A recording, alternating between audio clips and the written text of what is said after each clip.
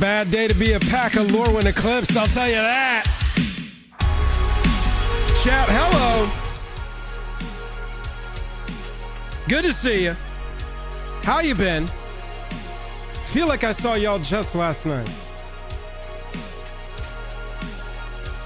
It's that day. It's happening. The full card image gallery for Lorwyn Eclipsed is supposed to be live in like an hour. Somewhere in there. Within the next hour. Hopefully. And at that time, I can then open this box of collector packs of Lorwyn Eclipsed. And let's see what's in a box of those. See if we can get lucky with some sweet pulls. I'll be able to open this play box. Scoop. And I'm going to build a commander deck out of it here live. We're going to do it together. Go through that process for somebody who wants to see the whole thing right in front of them. Big shout out to Wizards of the Coast. Thanks for inviting me back to be an ambassador on Lorwyn Eclipsed. I don't know if you saw my preview card yesterday, but I got a pretty sweet one. Got some Ron Spencer art on a Shadow Urchin. Pretty sweet card. Giving me a preview card, welcoming me back to the ambassador program here at the beginning of the year. Thanks to Wizards of the Coast. Sponsor this stream. We're also going to be giving some packs of Lorwyn Eclipsed away. Y'all want some packs of Lorwyn Eclipsed? I can't ship them to you yet. Obviously, I got to wait to ship them, but I can give them away. Crack them open here on stream and see what you get. That sounds like fun. I got a full bundle too, so I say we crack that open. There's 9 packs in there. 9 of y'all go home with a pack of Lorwyn Eclipsed today. That's the plan. That's what we're doing. It's right down there. Hope everybody's having a wonderful day. Until we get to the time when I can open up some stuff. Oh, Neek, thank you very much. No, Keith, I did not. I washed my hair today. Count. Don't start with me this early. Get out of here. Oh, we're gonna do some cracking, that's for damn sure. That's what we're doing. Man, anytime I don't put product in my hair, Spec just he wants to get into how soft and flowy and pillowy it is and curl up and take a little nap. Winner of last night's fight night gets free packs. Well, Jesse, if I kept that clear, I'd be getting free packs myself all the time, so I can't be giving myself my own packs. I am my own employee of the month. I already give myself a plaque. I shouldn't do anything public or people will think I'm conceited. Scott. Yeah, I'd love to. I push it as much as I can over here.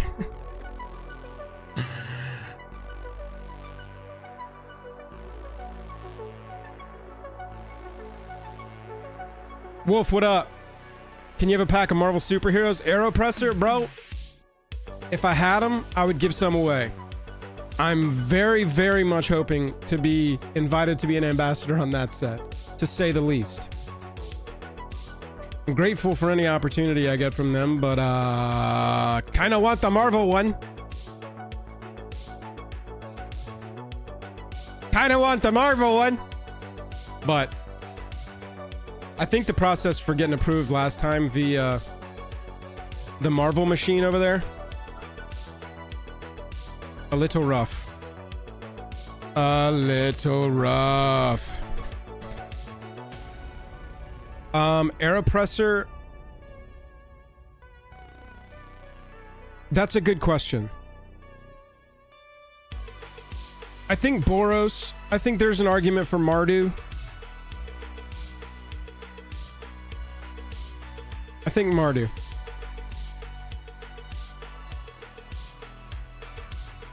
Zurin, my favorite card this set? Are you kidding? Come on. There's a Reanimator card that's like, yo, when you reanimate something, get a token copy of it. And it's like 3 mana. Ridiculous. Crawfish, what's up? PMAC. Bro, if you make a commander deck out of a box, get into the Discord, dude. We got a lot of people who have been doing boxing over the last couple sets. We ran an episode of it on Garage the Gathering with Avatar. That was super fun. Been making those videos for a while now. Jake started those back over here back in the day. I love to do it. I just love to build. I love to play Commander. What can I do? DBL, there's an NDA right now on the whole set coming out.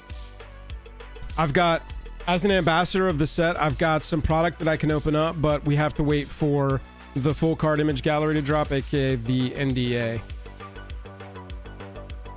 So that I'm not spoiling anything that they haven't released yet. It's really just like commons and uncommons mostly at this point. We're pretty sure of everything that's in it, and I'm pretty sure that there's some content that's scheduled to go live in the next hour or so.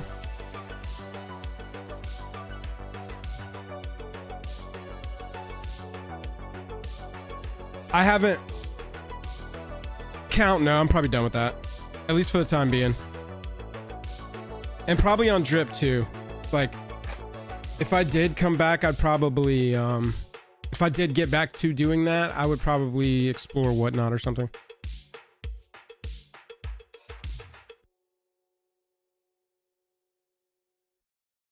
Mono black commander deck. Yes. I mean, Sir Conrad or Sephiroth. Sir Conrad's a great 99 piece. You can play Con out of the zone though. I mean, you got Dark Ritual and stuff. You got a lot of ways to ritual up 5 mana and get him out. Sephiroth, if you want to get, is Sephiroth just mono black? Yeah. If you want to go more the aristocrats route, Conrad's like a self-mill reanimate thing, and Sephiroth's like a more combo-y, aristocrat-y, make some tokens and sack them a bunch kind of deal.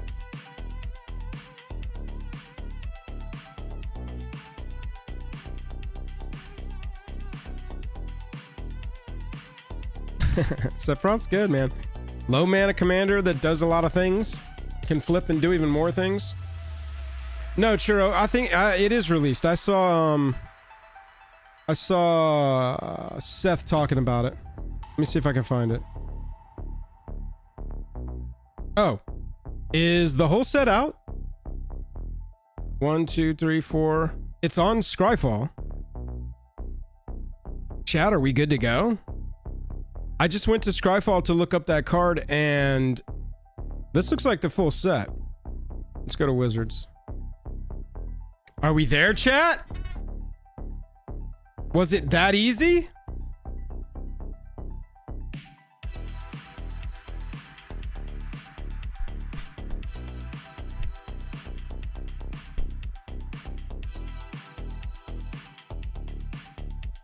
Is it just me, or like I don't feel like there's that many commanders in the set? Duke, we'll look through. We'll figure it out. That's what we're doing. Churro, I think I probably stopped talking. My brain was broken for a second. I'm seeing if this set is... Kilala, what's up? Good to see you. Thanks for swinging through. Yeah, I've got 273 on the Scryfall count as well. I need an official confirmation though. I'm a bit bound. Scryfall having them all, that, you know, I'm not... It's close. We're close.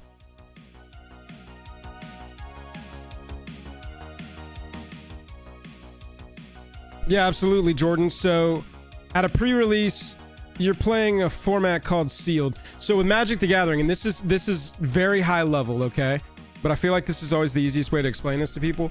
There's two major ways to play Magic. There's 1,000 ways to play Magic, okay? But there's two major ways. Everything sort of filters down into two buckets. Constructed and limited. Constructed is building a deck and playing it. There's a ton of formats, ton of ways and restrictions to build decks.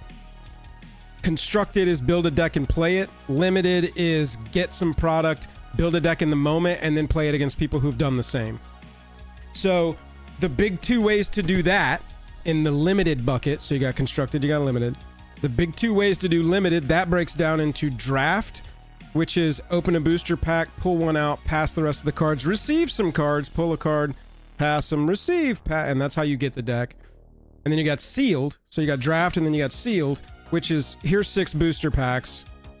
Open them up and build a deck. Enjoy. Pre-release is typically 6 booster packs. They'll riff on that. Sometimes they'll give you a little pack in there based on like a color you pick or a color combination you pick. A creature type, that's a thing sometimes. But mostly it's a riff on here's 6 packs, build a deck, enjoy. For basics of that, look up like sealed deck building, Google that. Best sealed deck building tips 26, stuff like that. You'll get some really good limited channels that'll give you specific tips on that. Or hang out. Later today, I'm going to open up this play box and turn it into a commander deck live. And that's not exactly what you'll be doing, but a lot of similar principles will apply with what kind of cards we're looking for and how we're going to approach the deck building, even though we're building for a completely different format, 100 cards. That's the basics of what is pre-release. Yeah, a lot of people like limited because it is perceived as a more even playing field, especially monetarily. That is the biggest like evening of the playing field that it does. Is it's not I have all the reserve list cards, all of the game changers, 4 of Quantum Riddler, whatever is the boogeyman expensive card in standard right now. But I was given packs just like you. It's luck of the draw. We're gonna build a deck out of what we got. Yeah, of course. Pre-release is a dope time. Pre-release, the other thing about pre-release is it's one of the most like the gathering times that you're gonna get with Magic that's not a Magicon. Magicon is like the maximum the gathering. It's insane. I love those things. But pre-release is very, very similar. It's like a microcosm of that. Typically there, everybody's excited. Typically there, I mean, like my locals, even for Spider-Man, people dressed up as Spider-Man. Now, it was only like 50%, 75% attended, but the people that were there were excited, okay? And there's going to be a lot of people pumped for this. So it's a really like fun atmosphere. Everybody's excited about new cards. Everybody's really helpful. You can just be like, hey, does this card do what I think it does? And people explain or be like, hey, should I run this? Lots of times people will be willing to help. You'll have your local spikes, but everybody's got their local spikes. Ricky doesn't mean anything. Yeah, Spec, what they give me is specifically... I'm just kidding. I'm not even going to joke about that. They do not give us seeded product. I love that conspiracy theory, though. I wish it were true. Send me a Bitter Blossom, baby. Or Blossom Bearer. Whatever is the serialized card, I'll take it. Fire it over. That's what pre-release is. I highly encourage you to go check it out. Even if you haven't played, even if, like, when you haven't played before, or you just have a little bit of knowledge of Magic. A lot of LGSs, I'm not going to say this is a blanket statement, but a lot of LGSs I've been to are very willing for you to go to, whoever is like taking names, taking the buy-in or whatever, and being like, hey, I'm kind of a beginner. Do y'all have like a beginner bracket, or can you pair me with, can I get some help or something? Like that's very common too. That's a common experience for pre-releases. Oh, dude, Magicon's the best. Check it out. Crawfish. Rock and roll. They released the 60 card decks. Yeah, well, I think we had already seen those. Martin, I appreciate you. Thank you for hanging out. Yeah, Big Blue, there are.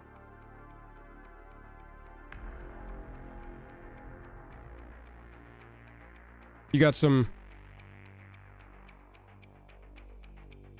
cool cards in here for -1 counters. All right, I'm still not seeing anything on daily. Let's hit refresh here. But regardless, we're just gonna go and start working on these decks. And somebody can ping me, yeah, when everything is 100% confirmed that we're live as far as the card gallery goes. Recon, what's up? Good to see you, dude. Everybody say hey to MTG Recon. MTG Shorts, go. Good to see you, dude.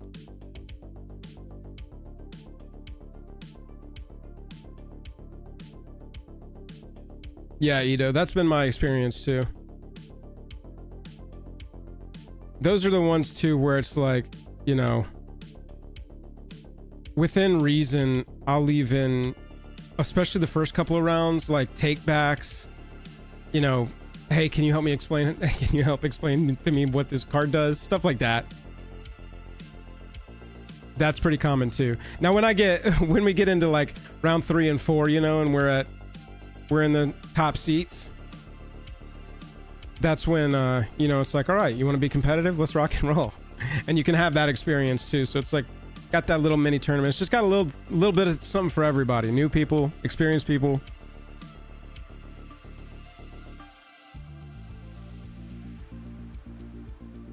Oh, nice. Yeah, see, that's typically where I see Sir Conrad, is in decks that mill, decks that are already trying to do that. Pops out of the 99.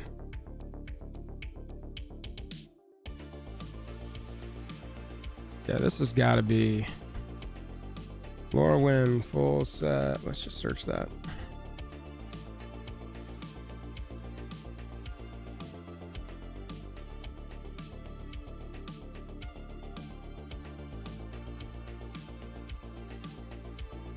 I do believe it is fully live, y'all.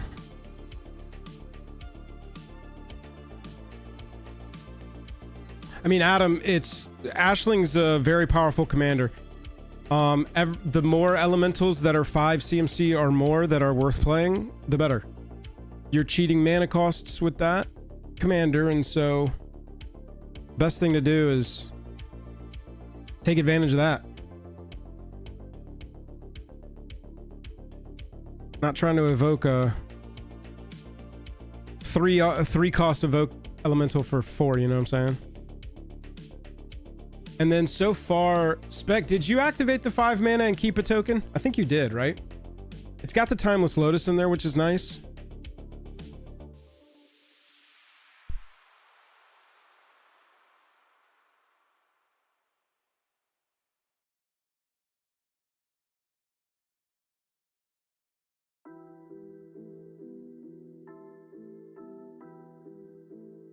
Yeah. Is that the red mythic dragon? Yeah, Kovu, it's actually the fifth set featuring the plane of Lorwyn. Lorwyn had 4 sets before this. 2 large sets followed by a small set each.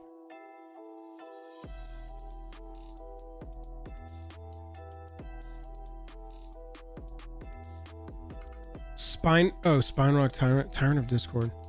Oh, yeah. That's a different one, huh? 273 cards in the draft set. Can somebody confirm that?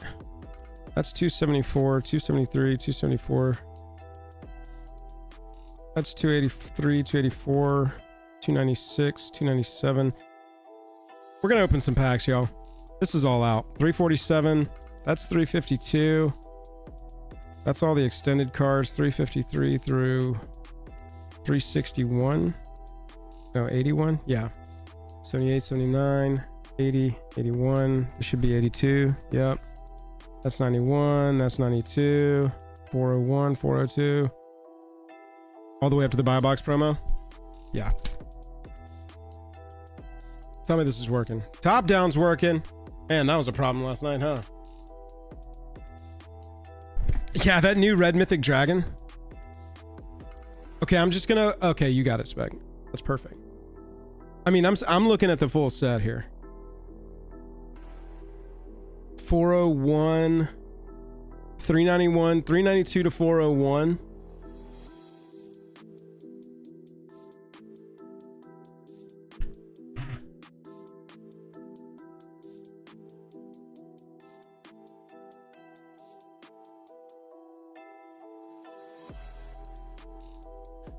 The pre-release guide is open. Oh, nice. That's a cool little thing, chat. Here, people who were asking about pre-release, here's a link there. They've got like mana curve breakdown in here and everything. How to focus on your colors, the draft archetypes. It's 5 creature types: merfolk, goblins, kithkin, elementals, and elves. 5 2-color pairs in this one. So the pre-release kits for this one have 6 play boosters in the promo. You'll get 1 rare or mythic stamped with the... Oh, they're no longer year stamped? I didn't know they were taking that away. Oh man, it's so funny, the weird little things where I'm like, oh man.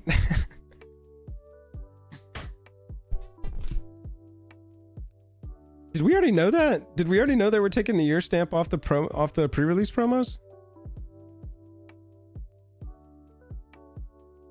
Major Sag.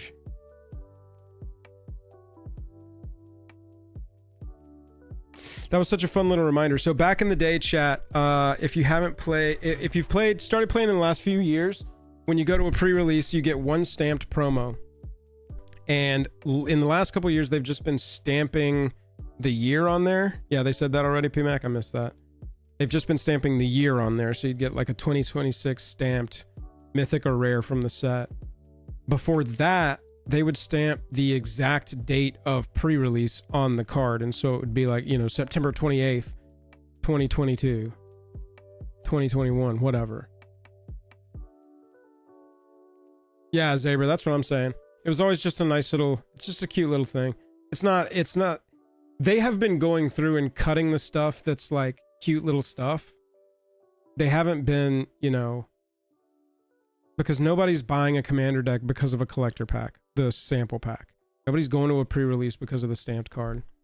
And that stuff's kind of been pushed so that it can make way for other stuff, I assume. Sag, what can you do? But this has got to be...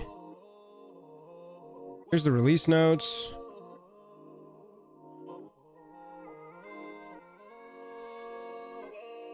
No errata mentioned in the release notes.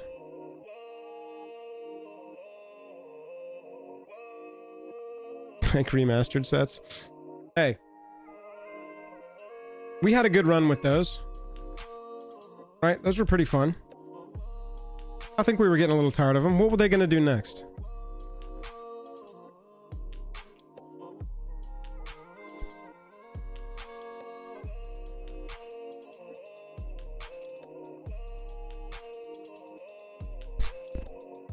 Seth, I'm not sure.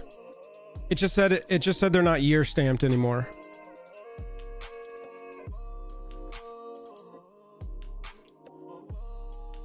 Yeah, we'll see, Spec.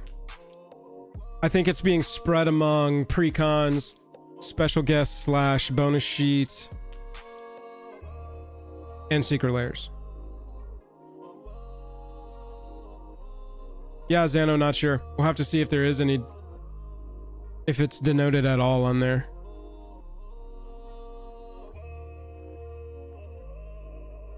Planeswalker symbol stamps. Zaber, you talking about like the list? You talking about that? Oh my god. We're just gonna Ravnica remastered again? I mean, honestly, I would just be like, yeah, it probably makes sense. It's been long enough. Yeah. Or whatever reality fracture ends up being. Let's look at these decks. Spec, can you see if you can find me like an official from Wizards or somebody confirmation?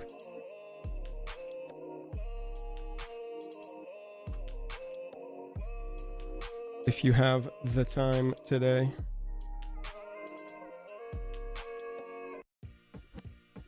Check out these sleeves. I've got the Overgrown Tomb. New Dragon Shields on these. They look so sick in this deck.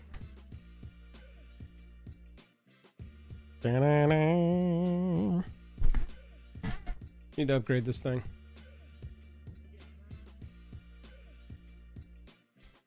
I've seen both the commanders played now. Auntie Ool and Reaper King No More. I've played Auntie Ool 2 or 3 times. Tons of card draw. Hard to deny how much card draw this commander does. That's Dragon Shield. It's a cute little thing, right? It was like the closest I could find to a Lorwyn playmat that I had. Reaper King No More was pretty sweet. Stealing stuff. Kind of a feels bad. But it's only once per turn. But it is each turn, not just on your turn. So you can kill something on their turn. It's got a -1 counter on it. That becomes yours. Right before blocks. Kill a thing of theirs, block with it, kill both things. Hello.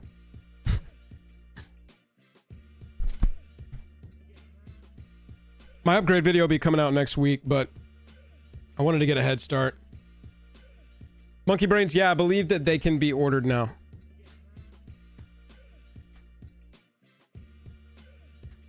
Oh man, talk about a standout. Y'all, Village Pillagers. Wither, when this creature enters, it deals damage to each creature your opponents controls. So it automatically puts a -1 counter on everything because it's dealing damage as Wither. So it comes out and it punches all of your opponent's creatures down 1 power and toughness via a -1 counter. Then, whenever a creature an opponent controls with a counter on it dies, you create a tapped treasure. This thing was sick because, especially combined with Anti-Ul, Anti-Ul says whenever one or more counters, -1 counters are put on a creature, draw a card if you control it. If you don't, its controller loses 1 life. So to maximize that, you want to be putting 1 counter on at a time. Dumping like 5 or 6 counters on one thing at one time, they lose 1 life. But Village Pillagers comes out, puts a -1 counter on every token creature they control. This thing can be a win con against token decks. This was one of my favorite cards when I played it. Felt strong. Not gonna count that. Mana bases of these are so tap heavy. Blowfly. Oh, I'm doubling up on my 3s and 4s here. Blowfly Infestation, obviously good. Binding is pretty generic. This is the kind of cards that I would cut out of a pre-con like this, because you're going to get some of the more like glue filler pieces. And stuff like Night's Whisper, it's just such a good return. 2 mana, 2 life, 2 cards. Deal. But like 4 mana, it's a solid saga. There's nothing particularly wrong with it. But when you're upgrading a deck like this, that's what you look for. Is like, okay, well, it's off my synergy. So I'm automatically, it's on the chopping block. And then you just got to compare card power to card power. So it's like Night's Whisper, Binding the Old Gods. That goes onto my maybe cuts list immediately. Necroskitter does not. Hapatra does not. Grim Poppet actually performed pretty well.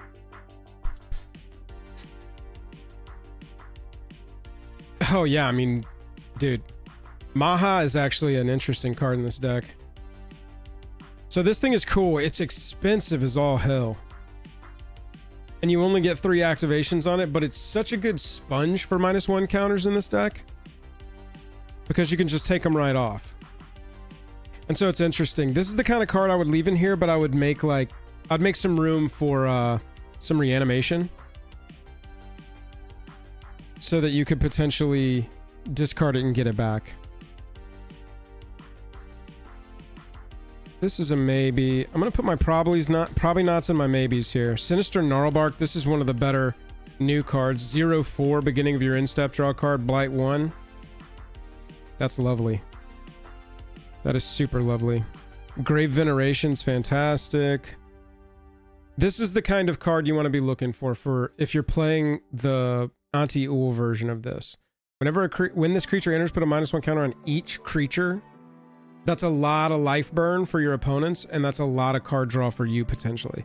You're at least drawing 1 card if you've got no, 2 cards. You're at least drawing 2 cards if you've got Anti-Ul on the battlefield when you play this. This says 4 mana, get a 2/2 with a -1 counter on it, draw 2 cards, and by the way, -1 counter on any of your opponent's creatures. That's what you want to do with this deck, is like put 1 on at a time. Devoted Druid's so good in here. Midnight Banshee, another good top end. It's only 6 instead of the 7, but I'm going to still put it over here in my really high mana. MTG Goldfish is reporting full preview. Oh, McCase is an interesting ad. Does that say non-humans? That's what it says, right? To my memory? Non-humans get the ability? Kolrath Knight is essentially a finisher in this deck. Creatures your opponents control with counters on them can attack or block.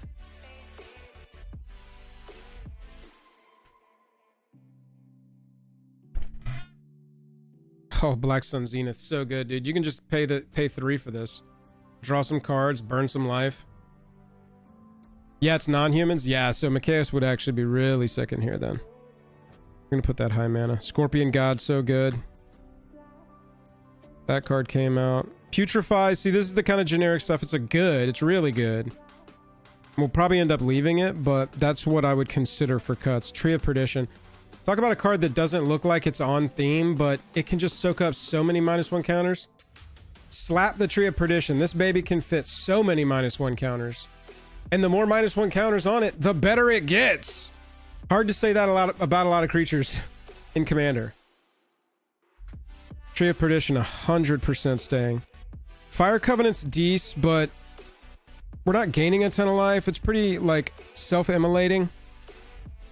It's a solid removal spell. Pay X life, divide X between any number of creatures. That's good. Sure, Jennifer. I'm assuming they're very distracted over there today, but we can give it a shot. Everlasting Torment's pretty interesting. Can't gain life. Damage can be prevented, and all damage is dealt as though its source has Wither. So, even your opponents are withering their stuff against each other, and your Auntie Ul's just triggering every single time a -1 counter drops, because she says whenever 1 or more -1 counters are put on a creature, period. You don't have to be the one putting them. Anybody puts them, the trigger happens. Tree is super good. Grave Titan. Irrelevant in this deck. Easy cut. Lasting Tarfire. A new uncommon from the set. Beginning of each end step, if you put a counter on a creature this turn, this enchantment deals 2 to each opponent. Actually put in some work. It's a good part of the, like, burn them down strategy. I think Auntie Ul needs a little bit more of that. Take advantage of the aristocrats angle a little bit more. Evolution Sage is awesome. Incremental Blight is great. Incremental Blight you got to look at as three triggers, right? You got 1 minus counter, then 2 minus counters, then 3 minus counters on 3 different creatures. But that's 3 activations, or sorry, 3 triggers of Auntie Ul as well. So we take it.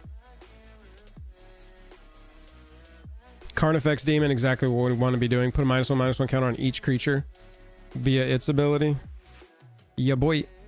Painful Truths is fine. It's one like Burning Curiosity. It's like if we want some cuts, if we find some like drop a -1 counter on something, draw a card, some stuff like that, we'd rather make room for that. Flourishing Defenses is insane. That's how we go infinite in this deck. Chain Reaction is actually even stronger in this deck because even like with the -1 counters, it doesn't have to do much damage at all. But having board wipes like that in there, your whole board is going to get obliterated by a Chain Reaction. And so you got to have either some Aristocrats payoff so that when all that stuff dies, all your opponents are getting lots of life loss, or some good reanimation. I think this deck could use a solid mass reanimation spell, to be honest. Either Living Death or Rise of the Dark Realm, something like that. Maybe look and see if there's any that are synergistic with counters. Oh, count. Sorry. What did I have for breakfast? I had a protein bar, and I ate a grilled cheese sandwich right before I got online. And I have a Quest bar over here that I've taken 1 bite of so far. I'm gonna parse that out over the course of the whole stream. Gonna be enjoying my Quest bar 1 bite at a time. You know what I'm saying? Puppeteer Click has been really good in the playtesting. Reanimator, Terminate. I mean, it's easy. Off-nabbed Goat, very fun. Had a lot of blast with that one last night. Thought people would be taking advantage of it more, but I ended up being the one to take the last. Assassin's Trophy. Cathartic Pyro we can cut. I ended up being the one to nab the goat last and draw the cards. Pyrrhic Revival, but it's out of my color identity. Yeah, that's not going to work. Victimize. Look at our token creators, maybe. I could see that. Because that's sack 1, return 2, right? Right, that's the thing, is like, Auntie Ul's survivability is pretty much the game, and so You know what's funny? This card reads so well. Remove any number of counters from among permanents on the battlefield. You draw cards and lose life equal to the number of counters removed this way. I've had some timing issues with this one in the first like 3 or 4 games I've played with this deck. I just can't seem to have it when I need it. Or I draw it right after the board's been wiped or something like that. I still think it lives in this deck like crazy because it's so much potential card draw. It's like, oh, okay, well I can draw down 15 and try and find an answer. And it also lets me rip counters off of lands that have been earthbent and stuff like that. Yeah, it's good. Yeah, KS Luckbox. I got that wrong in my short. It's the owner that draws the cards when it dies. It's the controller that draws the card when it gets stolen. And if the original owner steals it back, they are the one that gets to draw the card too.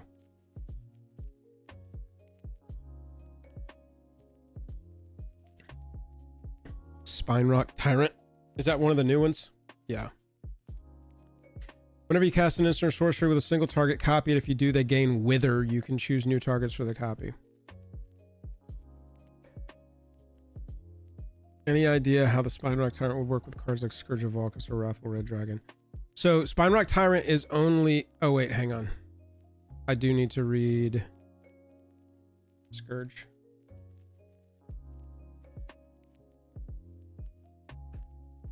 Scourge of Valkus says whenever it or another dragon, it deals X damage to any target where X is the number of dragons you control. Whenever or another dragon, it deals. Yeah. So the dragon is the one dealing the damage, and Spinerock Tyrant inherently has Wither. Sorry, we could do this. Spinerock Tyrant inherently has Wither, and so correct. If Spinerock Tyrant itself deals damage, that's going to be dealt as -1 counters to creatures. Zurin, correct. Reddick, yes, that's what I was saying.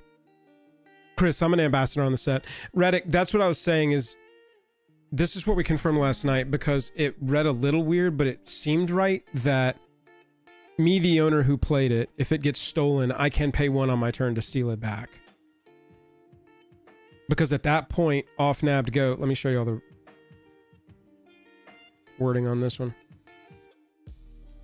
Only your opponents may activate this ability and only as a sorcery. That applies to its current controller. And then its owner is the one who draws the cards. Yeah, Arconu, right? I was very excited about my preview card this set.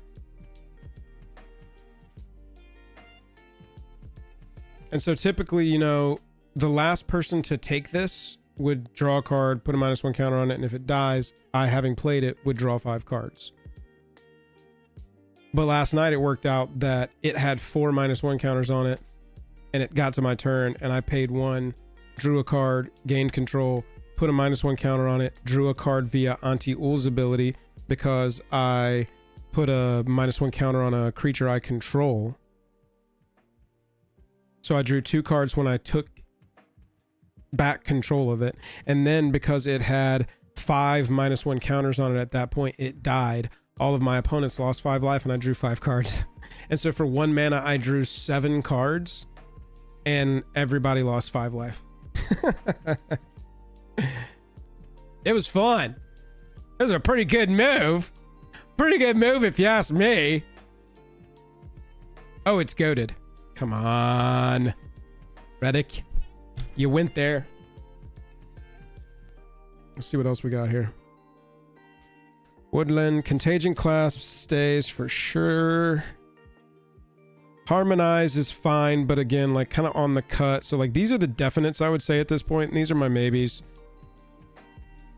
Is this good? Puka's Covenant. Whenever a creature you control the counter on it dies, you can return another target permanent with mana value less than or equal to the number of counters on that creature from your graveyard to your hand. There's 2 words on here that are making me really irritable with this card, and that's graveyard to hand. So hand, and then once. Graveyard to hand and once each turn is kind of...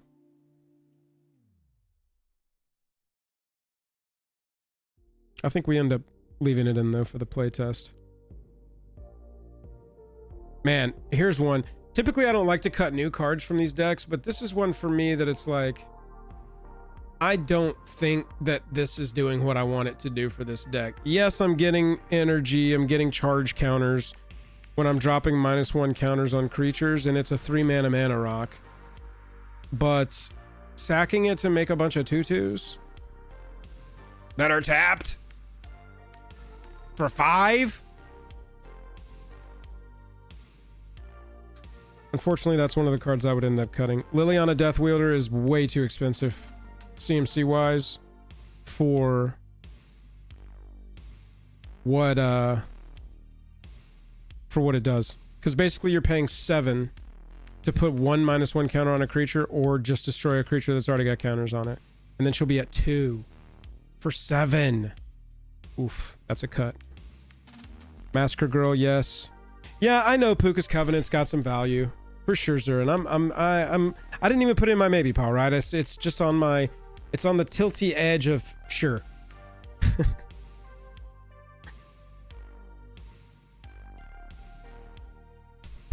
It's good setup. We just don't want to be doing that too much. So then this is where I would really start chopping. So what this deck did is it included, let me just go search it up. It included this card called Archfiend of Ifnir. Archfiend of Ifnir says whenever you cycle or discard another card, put a -1 counter on each creature your opponents control. Very good per what we want to be doing. However, we have to cycle or discard. This is just a non-legendary demon in our deck. We may draw it, we may not.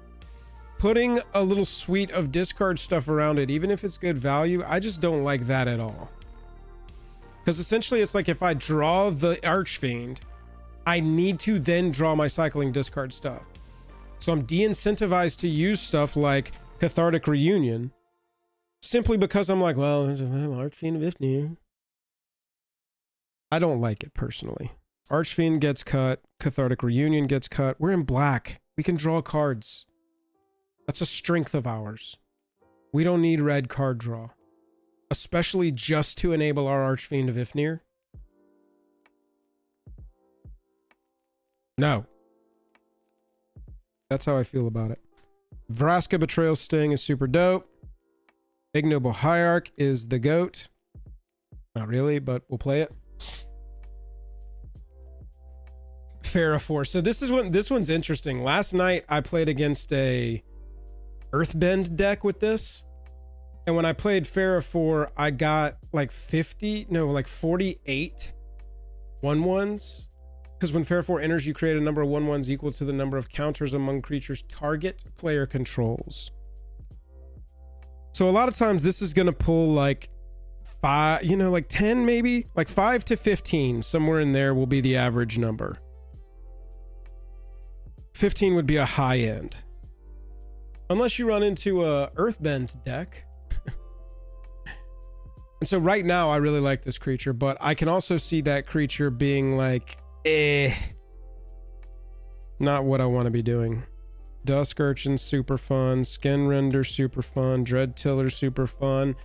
And then we get to this card. This card is good. Don't get me wrong. However, Chameel the Inner Sun has no synergy with this deck. It's just a really good 6-mana artifact that you can get free value off of. It needs to proc twice to get full value because you're getting a 5 or less thing, So the second time you're over. First time you're just under. But you're not cheating this out. Best you're like ramping it out, but this isn't even a dedicated ramp deck, so it's not like, oh yeah, we aim for that turn 3 Chameel the Inner Sun so that we can start getting free stuff. And I hear you, Jesse. There's going to be games. This is going to be the most controversial card that I recommend cutting from this deck. I'm saying go put this immediately in some other deck where it makes sense.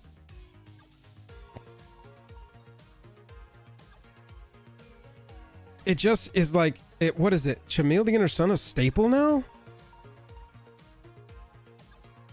That's where we're at. 6 mana, spells you control can't be countered, and discover 5 at your end step. It's a dope card. It just doesn't doesn't make strategic sense in here. Commander Sphere we can improve on. Command Tower we cannot.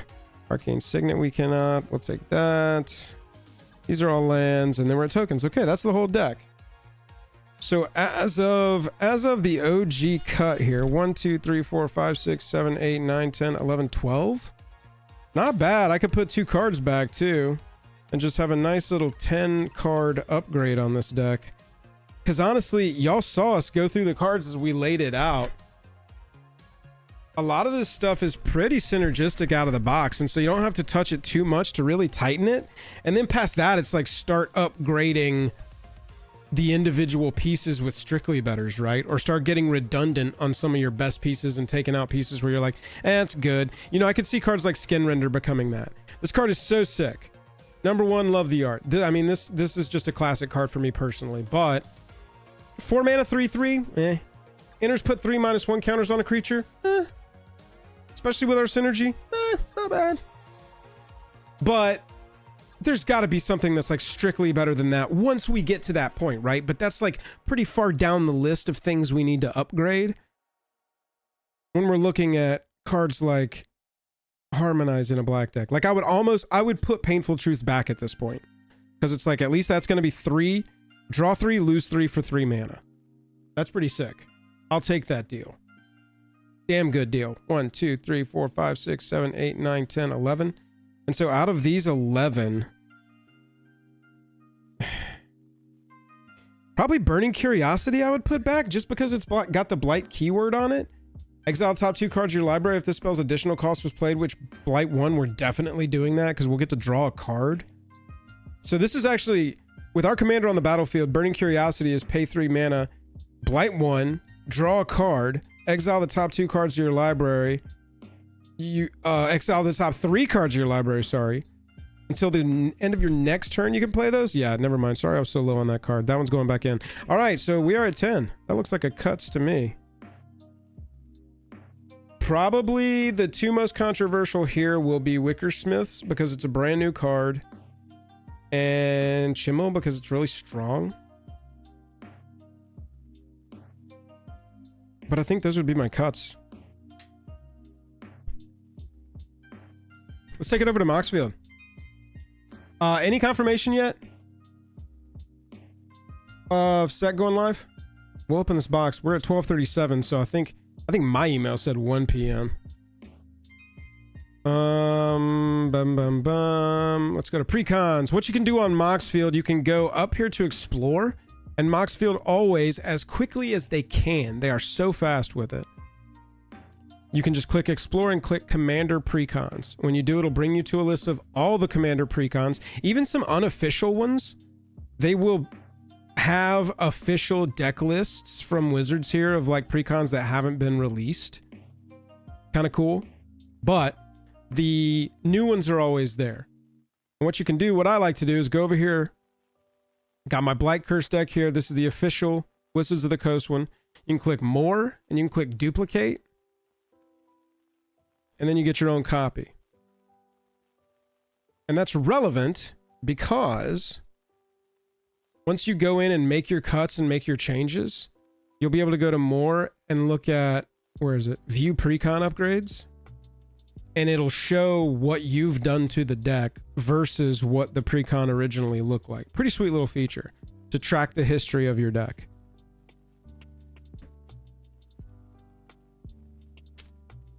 So let's move this to the sideboard. Definitely not going to run that. Let me see if I can do this from memory. Archfiend. I think we kept a lot of the creatures, didn't we? This we cut. We left the greed in there. So this is an interesting card. We didn't look at this when I was laying cards out. Here, let me... Boom. You lose 2 life and draw 2 cards, then you clash, and if you win, repeat it. And you just repeat that and repeat that. So essentially, this is the kind of card, like if you just put a land, if you clash with somebody and it's a land, and you have a higher card, you know where to target with that clash if you want to go again. And you can just target that person until you hit a land, basically. 2 life, 2 cards. Grave Titan. I cut Grave Titan. Yeah, Carnifex is probably a little bit slow cast. And that's what I'm talking about. Eventually, once you get past like that initial 10 card Titan on these precons, the next step is to then go start going card by card. But until then, Carnifex Demon, that activated ability is fully runnable out of the box with just a slight upgrade. It's a little bit slow, but we're going to put some reanimation in here. We're going to put some ways to... Probably another ramp piece in here. We've only got Arcane Signet and Ignoble and Soul Ring. Yeah, we probably need a little ramp. Oh, Devoted Druid. Is Initiate a dork? Yes, but you have to remove a -1 counter. But it enters with 3, so that's happening.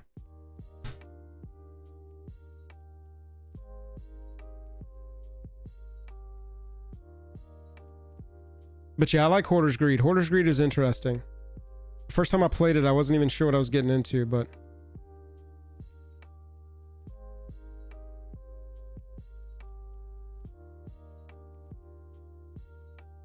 Sorry, Chamiel. Binding. What did I miss? Oh, Commander Sphere. One more card. Oh, Liliana? Oh, I got her, right? Grave Titan? Binding? Harmonize.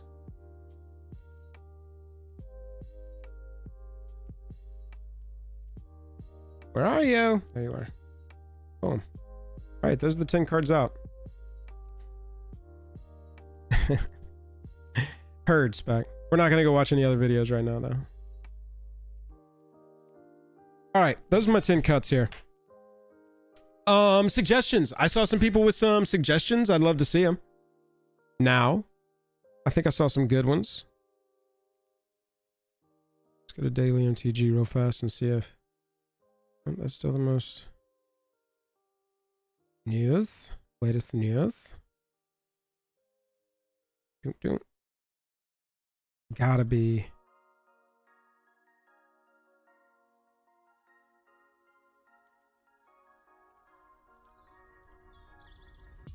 Still no official. Yogg Moth, all will be one. Contagion Engine, Nest of Scarabs, Cauldron of Souls. Holy moly. Alright, let's start there, right? Let me move this. Grabs the old keyboard. Do this upgrade now, chat. I think in about 20 minutes we're going to do this and then we're going to open that collector box. That's what we will do next.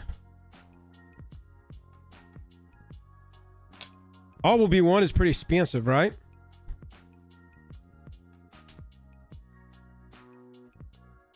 We got to look at the new set too. Set ECO. Oh, Blight. Let's see what's in there. Dun dun dun dun dun. When this enters, you can blight 1. If you do, create 2 1/1s. When a goblin creature you control dies, each opponent loses a life, you gain a life. Maybe if we were fully focused on the goblin thing. As an additional cost to cast this spell, behold a goblin and exile it. Pay a life, blight 2, target opponent blights 2. When this creature leaves the battlefield, return the exiled card to its owner's hand. Here we go. Dawnhand Dissident. 1,000,000% going in here.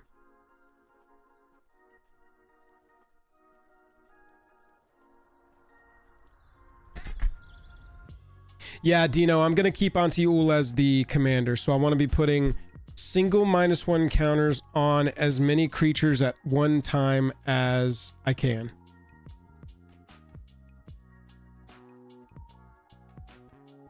So that's going in there for sure. I'm thinking about building Grub as a commander, at least trying it as like a little goblin kindred thing. Enters or transforms, return up to 1 goblin card from your graveyard to your hand. First main phase, pay 1. Whenever Grub attacks, you can blight 1. If you do, create a tapped and attacking token.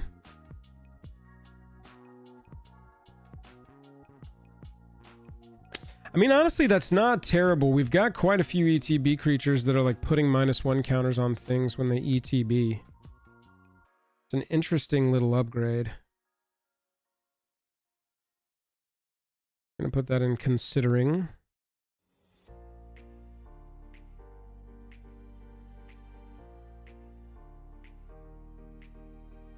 At the beginning of your first main phase, you may blight 2. If you don't, you lose 3 life. Oh, baby. Scuzzback Scrounger. Here we go. At the beginning of your first main phase, you can blight 1. If you do, create a treasure token. Dog, this 2-mana thing lets us, at the beginning of our first main phase, blight 1, draw a card, create a treasure token. Holy moly. Tarkest, so far, we're lore winning. I mean, this is an auto-include from the set, right? When this creature attacks... I want to put my preview card in here so bad. Yeah, we're definitely putting that in there. As an additional cost to cast, this Blight X can't be greater than the greatest toughness among creatures you control. Soul Immolation deals X damage to each opponent and each creature they control. That's like kind of crazy, right? Plus it's got Drew Tucker art. Each opponent and each opponent's creature, dude. 4 is going to catch most everything. 5 is going to catch nearly everything. 6 is going to catch the vast majority.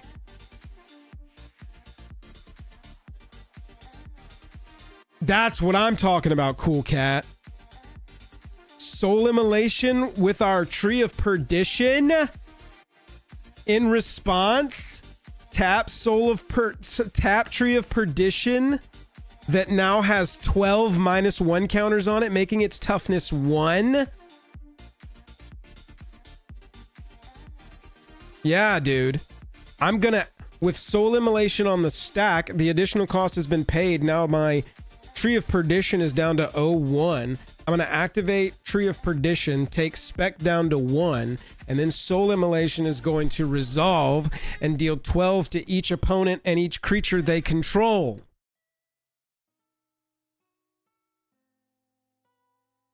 Soul Immolation plus Tree of Perdition, baby.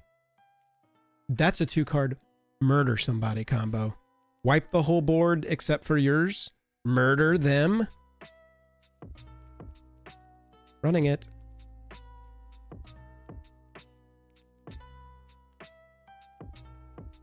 We're going to consider it. I think it's going into considering. Blight 1 deals 2 to each opponent. It's very interesting. Just like an activated ability over and over again, huh? Sour bread, auntie.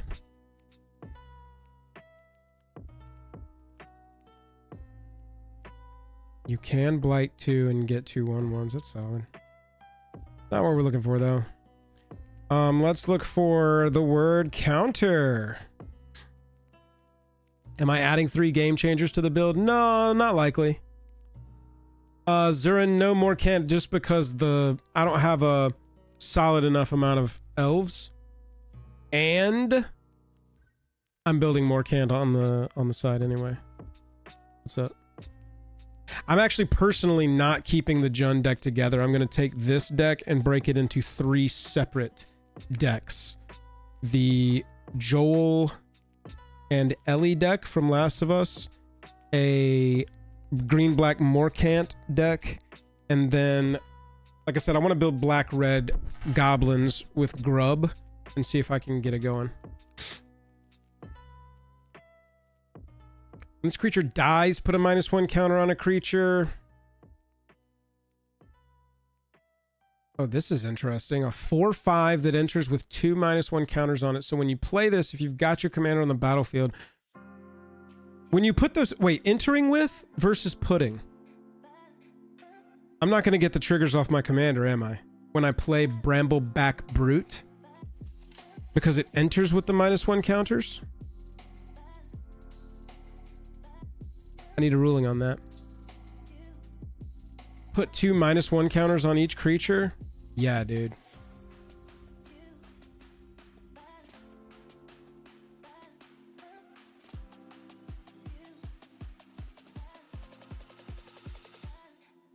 This creature enters with 2 -1 counters on it. When another creature you control dies, surveil 1, then remove a -1 counter from this. Oh, interesting.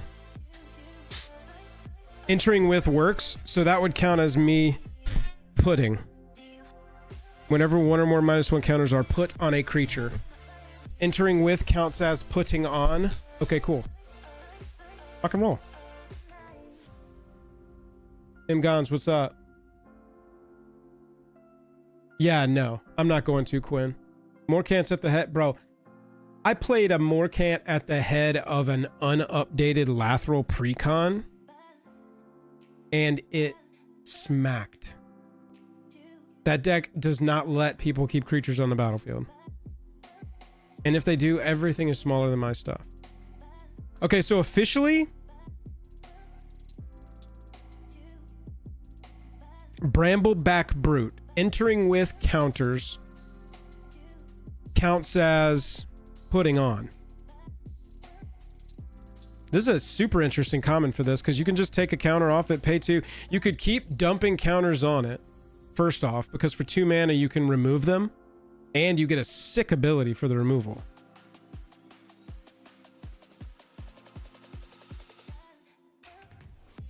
That's what I'm talking about when we're doing these budget upgrades on these precons. The main sets have really good cards for them.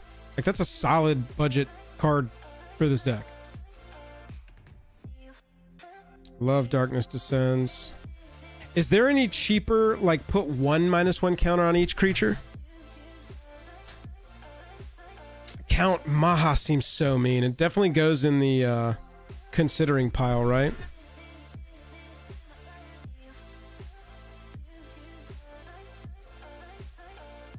Damn, dude. You want to get me back in standard? Print a standard Death Shadow.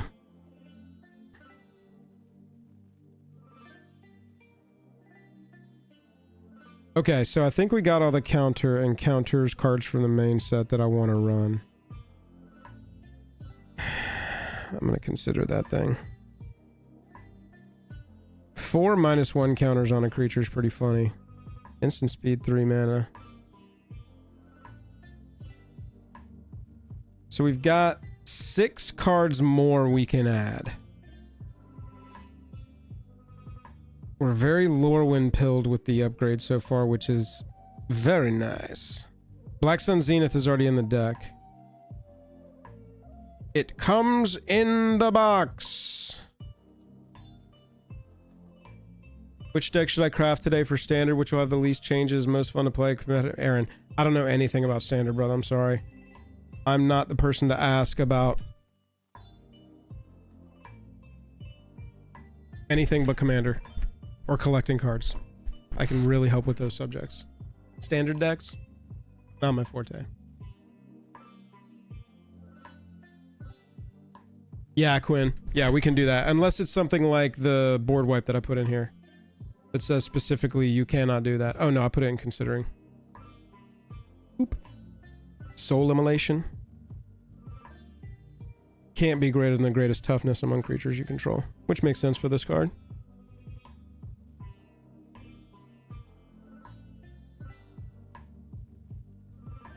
Yeah.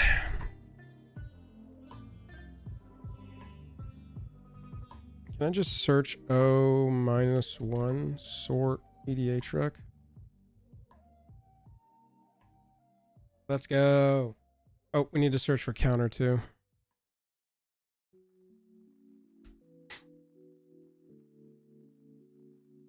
I know, Gons. I know, dude.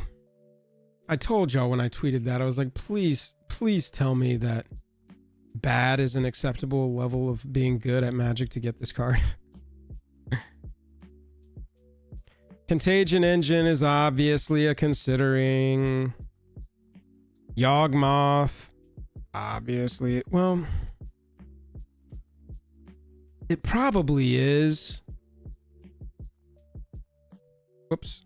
It probably is just sacking another creature. We're not exactly making tokens. At the beginning of each opponent's upkeep, they lose a life and you put a -1 counter on up to one target creature they control. What? Auto include. Did anybody say persistent constrictor? Yubel. Kolrath Knight came on the precon list. It's dope. It's a finisher. Yeah, Goku, you can, but Soul Immolate says you can't do it more than the toughness of that creature. So you actually want to put it on a pretty beefy creature. You want to drop it on a 6-butt, a 7-butt, something like that. But we do have quite a few of those in this deck. We've got the 7 mana, we've got the Tree of Perdition. And we can put some more. In a pinch, we can just, whenever Spitting Dilophosaurus enters or attacks, put a -1 counter on up to one target creature. Creatures your opponents control. -1 counters on them can't block? This card is $43. But this is a win con. So this goes in considering. I'm not going to recommend go buying a $43 card, especially when, like, this can be reprinted. We just need another dinosaur set or Return to Ixalan or something, and we can reprint this card. There's nothing about this that is like... I mean, I guess besides the fact that it's a real dinosaur name, but that's not like an IP thing. I'm pretty sure just real dinosaurs got called that by scientists at some point. So, that's probably not a problem. I feel like we can get a reprint. But definitely goes in considering.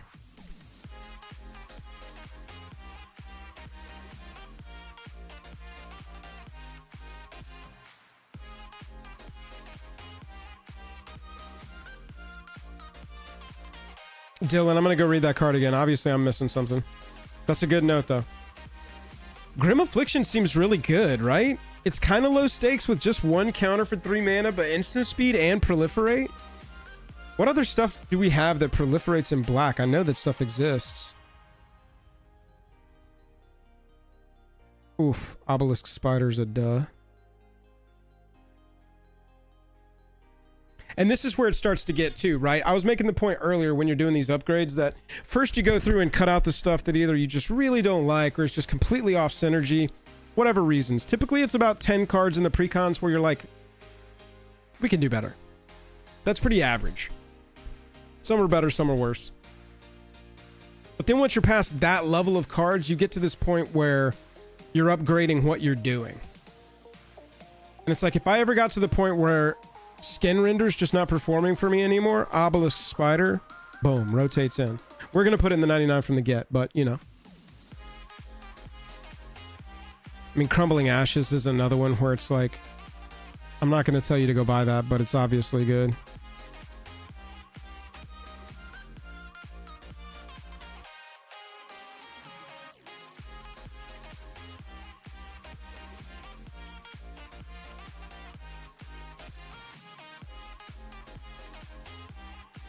It'd be funny just to put 1 Phyrexian Hydra in here, have one infect creature. Yeah, cool cat. That's kind of, that makes sense to me. That's kind of what I was thinking when I put it in the old considering. Thunder Blessed has trample as long as it has a -1 counter on it. That's interesting. Yeah. I think we're good on this. Oh, proliferate.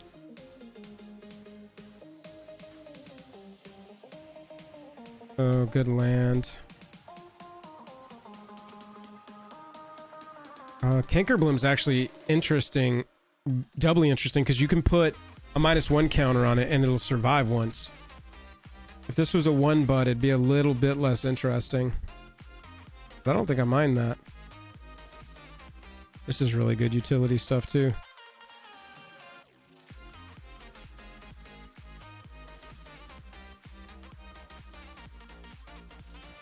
Atomize. Right, like, aren't we running... Abrupt Decay? No, not Abrupt Decay. Yeah, I think we are running Abrupt Decay. Charles Vanny, what's up? Nico, what's up? Good to see you, dude. Yo, if you're hanging out, I appreciate you. Put me on your second monitor and let's have fun today. Click that like button for me if you would. I would appreciate it. That'll kick up the stream and the old algo a little bit. Got to get over 69 likes anyway. We're running Putrefy. We're running, right, like this is, you want to upgrade your removal into this kind of stuff. So that everything you do is feeding the goal. Ooh, search for a basic, put it in your hand, or proliferate for 1 mana. Baby. Deals combat damage, proliferate. That's funny. I'm flirting with Infect, chat.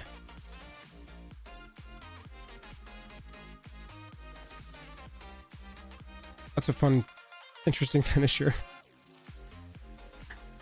Just attack with an 8 power trampler. That's got indestructible.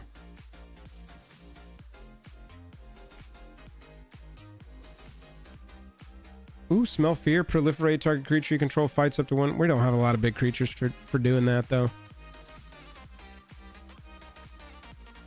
Me too, dude. Rafal. This set looks super sick. I'm a phone on a forklift? Hell yeah. I'll take that.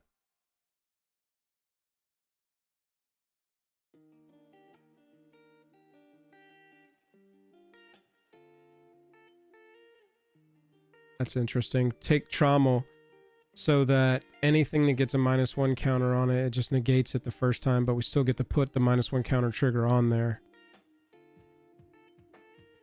And then we can proliferate off of it. I'm gonna put that in considering too. I like that. I like that. Where are we at? Over? No, we got 2 more cards. We're doing well. All right. Make it known. What have you said that you're like, Joel, you at least have to look at this card and give me an explanation as to why you don't want to run it? That's the stage we're at before I go dig into the considering. We could probably cut a land too, right? Are we doing it? Play boxes of Lorwyn for 115, Nico? That's a good price.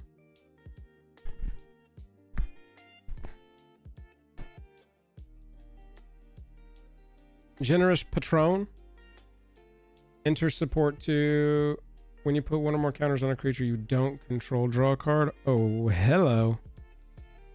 That is a yes. More card draw. Oh yeah, Nest of Scarabs. Didn't I put it in there? Or did I put it in considering? No, I put it in there. Nest of Scarabs has made the cut. Murderous Redcap. No, I didn't put that in there. Let me read it. I do remember looking at it and going, this probably should be in here. Come on, typing. When it comes into play, it deals damage equal to its power to target creature or player. And it's got persist.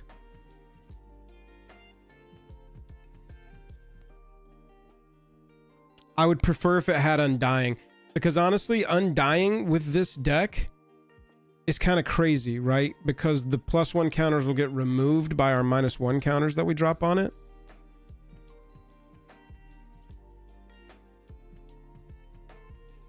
And the potential that I put a -1 counter on this before it even gets to persist, or that it dies because of my -1 counters on it, I don't really know. I don't really know. And then past that, to Nico's point, 4 mana to shock something or then lava dart something. I don't know. Yeah, I mean, Mikaeus is a really good point, but that's just like, we're not going to run Redcap just because it's solid with Mikaeus, but we run Mikaeus because it's solid with the entire deck. If it had no +1 counters on it, return to the battlefield with a +1 counter on it, that's insane. It is now, Shovel. Crumbling Ashes. Oh yeah. Crumbling Ashes is in the considering. It's just too expensive for me to recommend. Stupid. Harbinger of Night. During your upkeep, put a -1/-1 counter on each creature. Oh, a reserve list card. I'm gonna put it in considering. so that I can show Madamus some cards that he could put in here. Gotta find good cards for the old heads too. That's a really good call out. No, I like that. I don't think I've seen that card before. Embrace the Harbinger. That's an expression meaning abandon hope. Sheesh.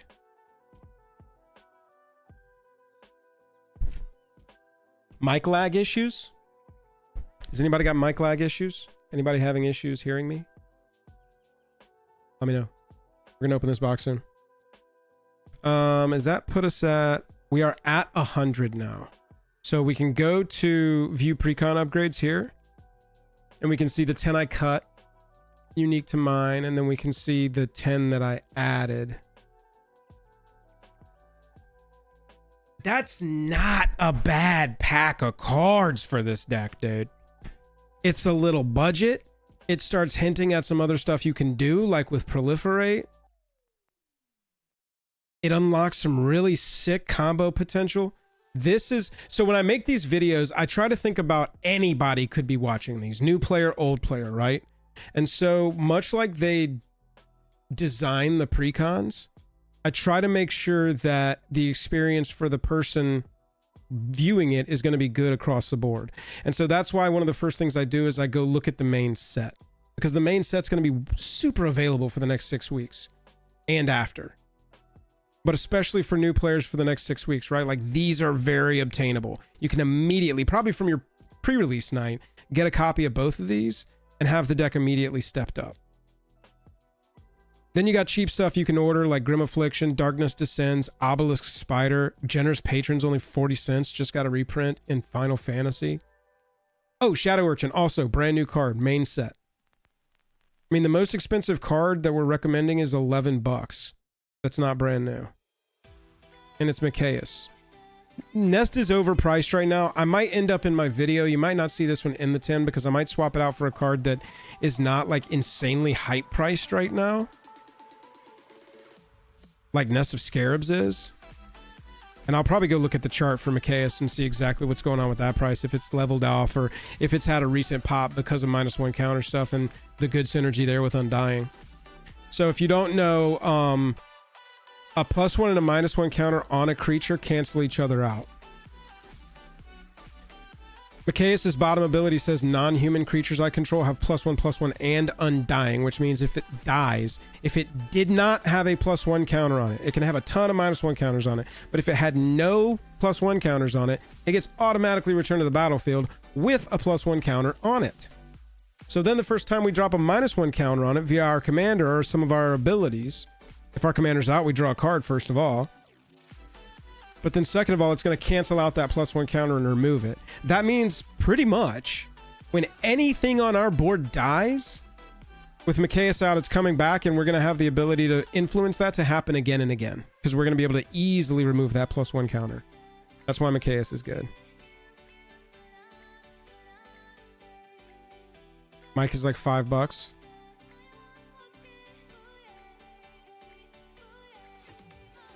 I've got cheapest copy Ultimate Masters at $11. Dark Ascension at OG. It was in a secret lair. Which one is this? Oh, this one was one of the retro zombies that you could pull? Holy moly. Talk about a expensive card. Yeah, stuff. That's what I'm saying. This is a... I'm very happy with this upgrade right now. All right. Y'all want to open a collector box? Hit that like button for me. It is now 1:08.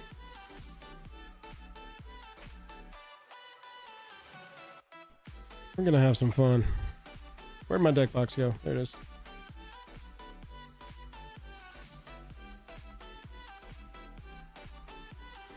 We're looking for double-sided shocks.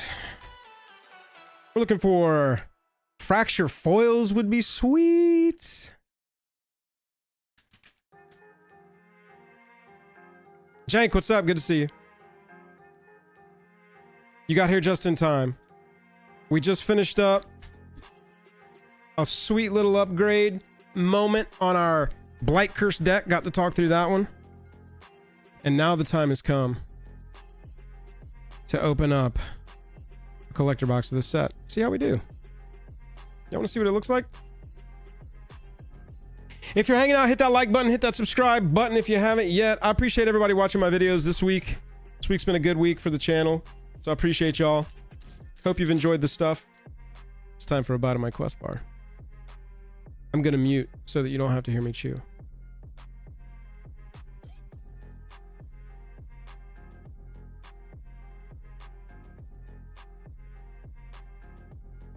I'm gonna double check if we have any official confirmation. That's what I'm doing on my phone. I'm not texting.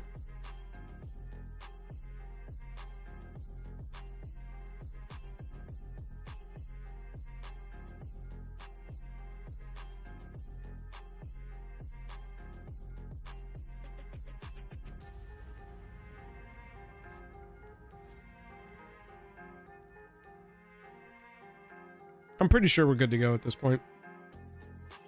Goldfish is pulling all the commons and uncommons and tweeting about them.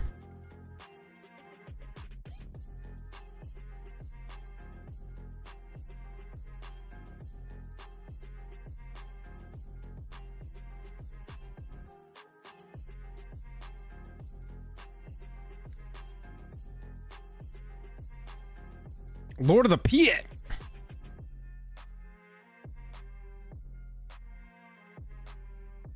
Hey, answer me this. Has Bateman... Full card gallery's up? Sick. That's what I thought. Has Bateman posted his new episode? Gavin posted a video of him opening play pack. Bro, that's all I need to hear. Let's do this. Chat, let me get Nightbot open. We'll start this with a little giveaway.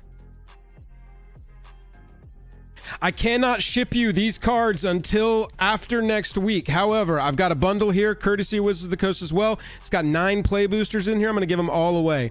What I can do is run the giveaway, open them here on stream for you, and then I'll mail them out when that is allowed.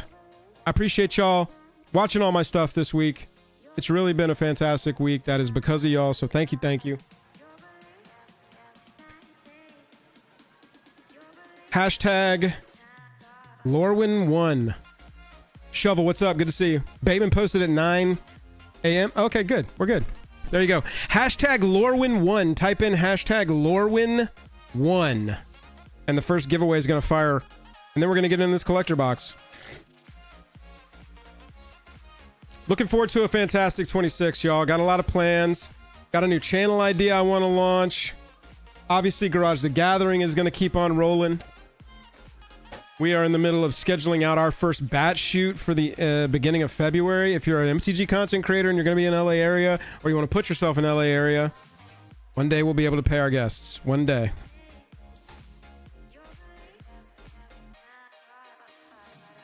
Look at the little changelings everywhere. Hashtag Lorwyn1. That's going to enter you to win a play pack of Lorwyn Eclipsed. Oh, yeah. All right, who wants to see the die? Oh, look, they got a cute little font on it.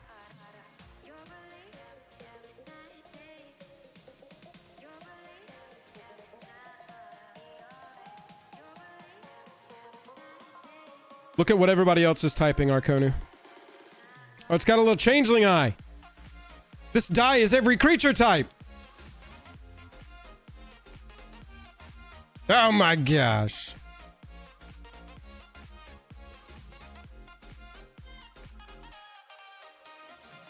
Nico, not yet.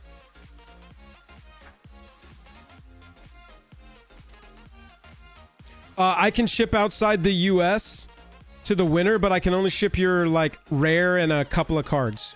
Right? I can ship, like, 4 cards in an envelope outside the US. Oh, dude. Shovel, the Jim Henson thing was so sick. My sister... It's a strange story, but my sister's a professional puppeteer. It's only strange because you don't hear that a lot, that somebody's a professional puppeteer. She's very cool. She is strange. I think she would tell you that she's strange. I'm strange. She's a professional puppeteer. I swear I thought she was going to be part of that because she's worked with Jim Henson before. She works at the Atlanta... Oh man, I can't remember the Puppetry Center. Atlanta Center for Puppetry Arts. I think that's what it's called. Hashtag Lorwyn1. I'm going to choose a winner. We're at 99 entries. Hashtag Lorwyn1 is going to enter you to win. I see all of the people. That's 100 entries. We're choosing a winner. Hey, congratulations to Cali XT. Cali XT. Chat, if you are a winner of one of the packs today, what I need you to do is message me on Discord your shipping address and what the cards were that you won. I'm going to mark them as we go, but you're double checking me can help me. Cali XT, here we go. This one's for you. First pack of Lorwyn. Here on the stream. Here we go, Cali. Stratosaur.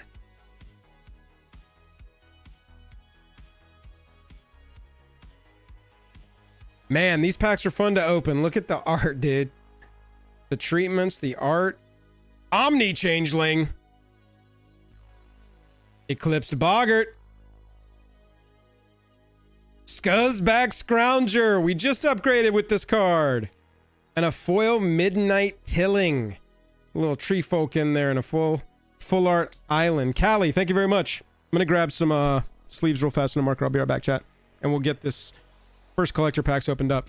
Hashtag Lorwyn1 is over now. You can stop typing hashtag Lorwyn1. Hit that like button. Make sure you're subscribed. I'm going to give away all 9 of these packs today, so we got 8 more packs to give away. Let me go grab some sleeves. I'll be RB.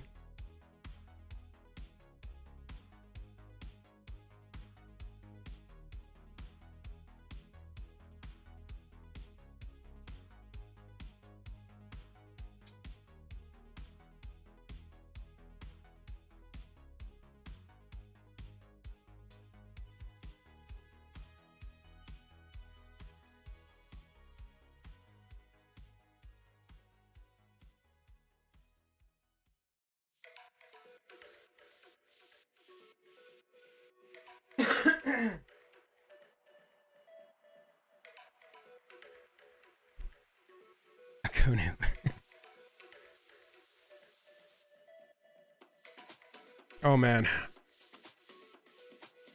If I open a serialized, we're all partying. Everyone is partying. No one has a choice.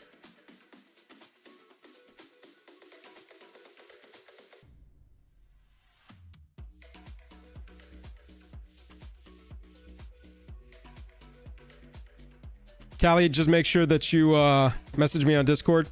We'll get this out to you. Thank you, thank you. Appreciate you being here.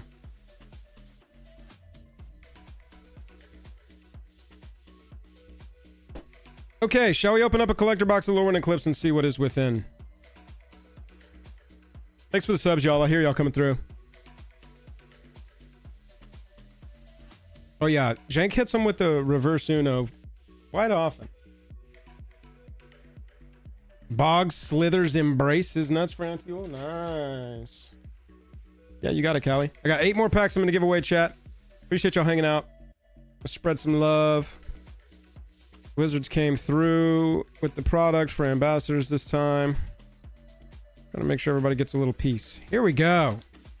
Collector packs of Lorwyn are underway. Can we? Nope. We're going scissors. Yeah, the whole set across the board is just really fun to look at. So many classic artists. It's crazy to be looking through and see a common and you're like, is that Richard Kane Ferguson? What is happening? Lorwyn 1 is over, chat. We'll do Lorwyn 2 pretty soon. Oh my god, look at that. You want to talk about a call? Speak of the RKF and he shall appear. Leviathan, we'll do another hashtag when the next giveaway starts.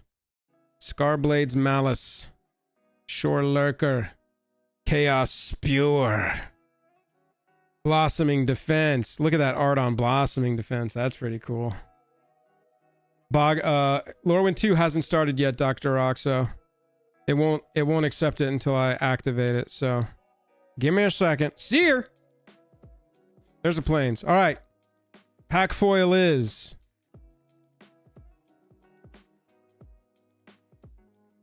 and that's what I'm talking about, chat. When the bottom of your set is, oh, there's a bunch of shocks in this.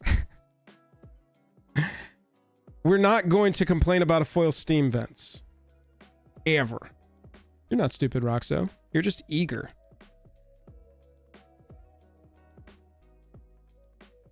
Hang on, chat. Sorry, something's going on. Okay, we're good. Sinister Gnarlbark.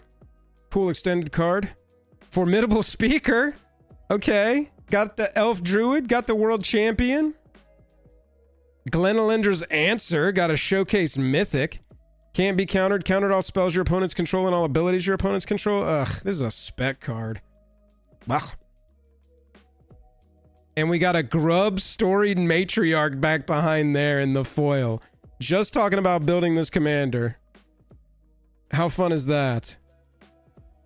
And the cool part is, chat, is that I opened up a Grub Storied Matriarch in a collector box that I opened for another video. So, our hashtag Lorwyn2, type in hashtag... Hang on. Hang on, don't type it yet. Don't type it yet. Don't type it in. Don't type it yet. Lorwyn2. Done.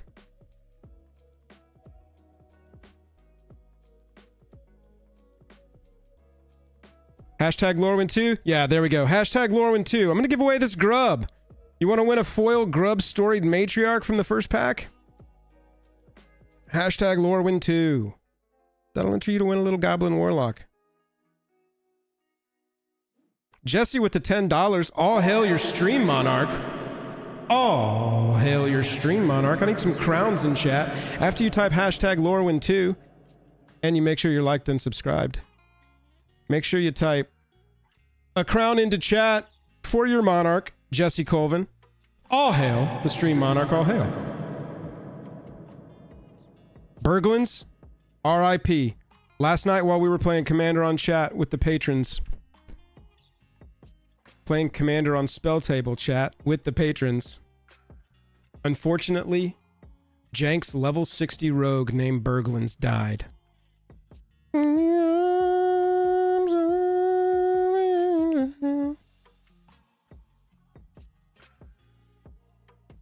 We will remember you, Berglins.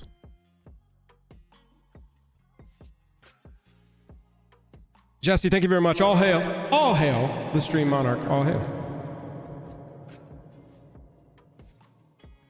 Hashtag Lorwyn2. Yeah, dude. R.I.P. Berglins for sure.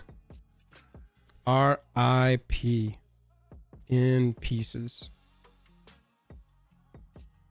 Grub Storied Matriarch going out to somebody who typed in hashtag Lorwyn2. Now's your last chance. I'm about to hit this run. You start Burglebeard? Oh, did you give up on your mage already? I thought you had a mage next. Choosing a winner. Hey, congratulations to Real K1. Real K1. You are the one who won this card. Of course, I don't have any real sleeves. Give me a second.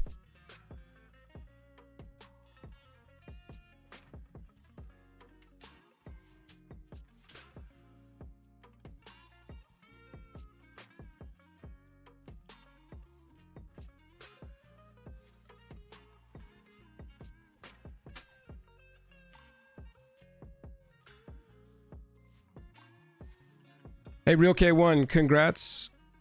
Thank you for hanging out. Appreciate you. Send the grub your way. I'm going to put in a little perfect fit before I slide in a top loader here. It's a shadow back, so it looks all darked out on grub.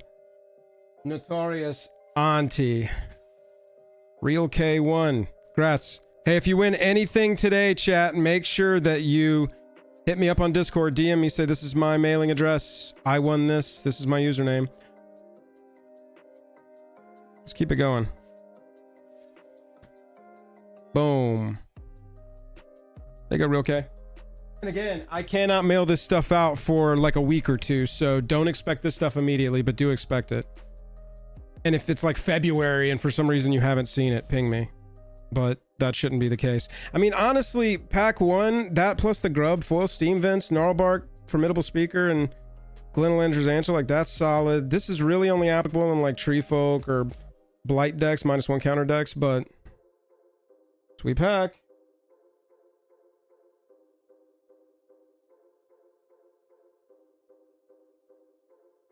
That was front left. We're gonna go front left. Number 2.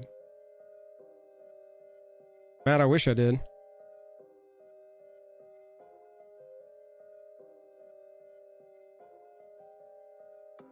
Yeah, I'm an ambassador on this set. John, big shout out. Thanks to Wizards for inviting me back to be ambassador on Lorwyn and getting a preview card over to me. Meant a lot. Bog Slither's Embrace. Yo. Who said... No, that Steam Vince was a base copy. Who said that there was a card called Bog Slither's Embrace that's good in the anti-Ul deck? Because, yeah. Dude. Blight 1 to exile a creature for 2 mana? This might just be good in general. Yeah, RJT, me and Dom have already been really brewing around the Abigail. I think there's a cool couple of different variations you can go on that one. Look at Spell Snare. Montaña. Yeah, Skate Plan. You nailed it with that one. For sure. Yeah, John, the people who win giveaways. Nice, Tim A's. Darkness. A preview card. Springleaf Parade behind that. Champions of the Shoal behind that in the extended. With a Tristan's Command non-foil behind that. And a Deceit in the foil. Oh, man, that is a cool looking card. Oh, dude. I love y'all, but I'm going to keep this one.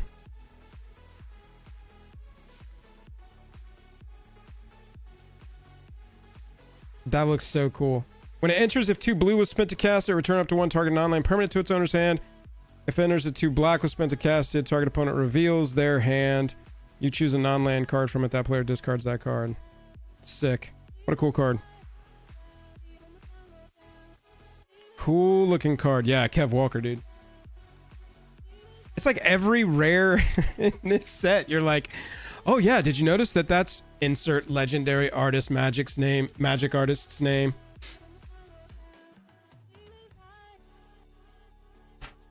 I'm going to do one more collector pack and then we'll give away another play pack to a viewer. Look at that Tree Folk token.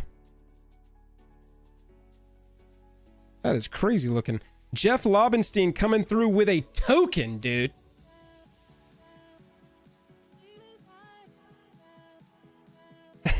Yeah, Chad, I get it. Sorry, Bob.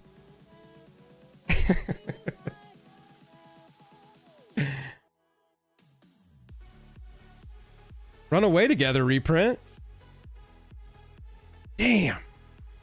Annie Steg? I'm not even familiar with that name. But look at that piece. That's crazy. Flame Chain Mola. Thirst for Identity. Danny Schwartz coming through. This Atlanta Dignitary. Goat Nap. Welcome back. And the Plains. Pack foil is a Grub Storied Matriarch. It's a Grub box. Oh, Dread Tiller in the extended. Love seeing that one. Harmonized Crescendo. And Adoran Besieged by Time. Non-foil. Sorry, Jesse.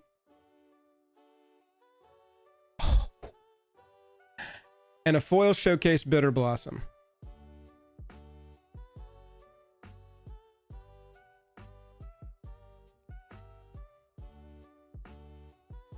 You can get the special guests in play packs, but the foils are only in collector boosters. Foil special guests are definitely one of the hits you're aiming for. And this one is gorgeous and classic. Holy moly. That is a beautiful looking card. All right. So far, that slot has been pretty kind to us. Grub went out to a viewer, but Deceit and Bitter Blossom in the foil behind that. W, what's up? Good to see you. I'm choosing another winner because look, hey, Alex's Snorlax, hope you're still there. Surprise giveaway. This foil grub is going to you. That pack was too good to me not to keep the grub love flowing. Everybody wants some grub love. Everybody reach into the bowl.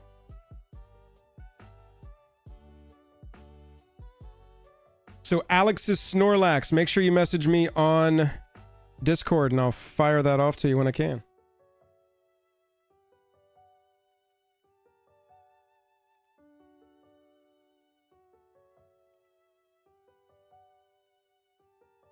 Beautiful.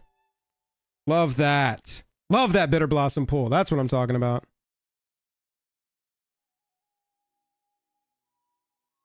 So that one just pulled from the 100 and something. Sending that Bitter Blossom to you, Nico. Maybe I'll think about it. I just pulled that from the 144 that had entered to win the first grub. Alex, hit me up on Discord and I'll fire that off to you. Hope you're still... Yeah, there you are. I see you. Surprise! All right. Let's do a play pack giveaway. What do you say? What do you say? What do you say? Hashtag Lorwyn3. Hashtag Lorwyn3. Type hashtag Lorwyn3 and make sure you hit that like button. Make sure you hit that subscribe button. I'm going to get some sleeves for these two foils here.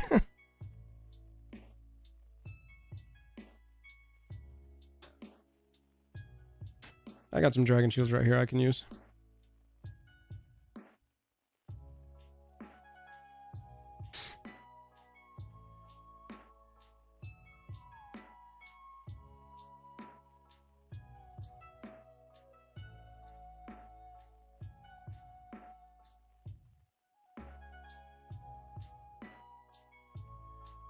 Love to see it.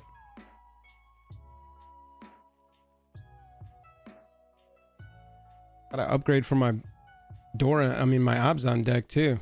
Jesse, you were right. This card's dope. That automatically goes into my Felithar.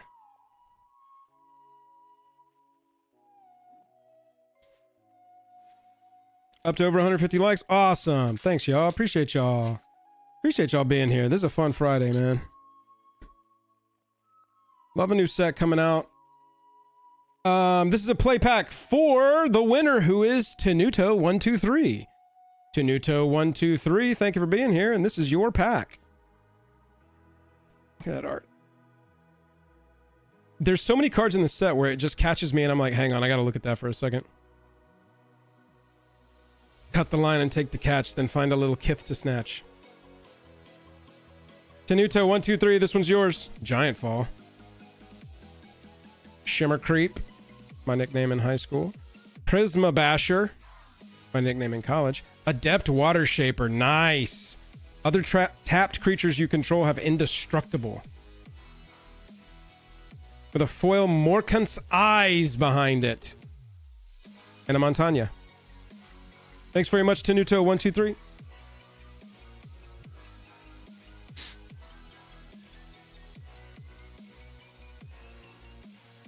Again, if you win anything today, please message me on Discord. I can't mail this stuff out yet, but as soon as I'm allowed to, it will be along. It will be along.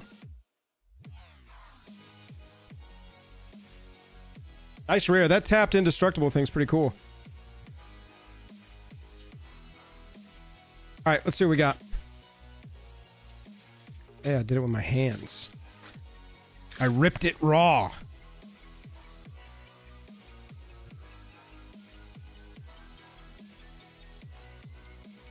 Here we go. Prideful Feastling. Whoa. Prideful Feastling, Feisty Spikeling.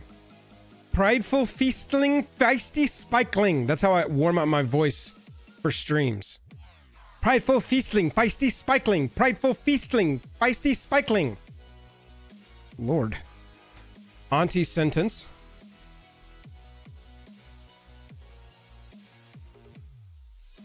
Hey, we've seen that card before, but it was white. Thought Weft Charge. Bank of Doran. And we're to our pack foil. Hashtag Lorwyn3 is over. Lorwyn4 will be around soon. Foil Figure of Fable. Foil Figure of Fable. It's an Abundant Countryside. Really good one to pull there in the extended. Love that. Champion of the Path. Elemental. Abigail in the extended eloquent first year. And a Meek Attack in the Japan Showcase foil. Nice, dude. Count probably Cloud. I'd have to... Yeah, Cloud, maybe Hearthhole. It's a Japanese Showcase Meek Attack, everybody. That's pretty lovely.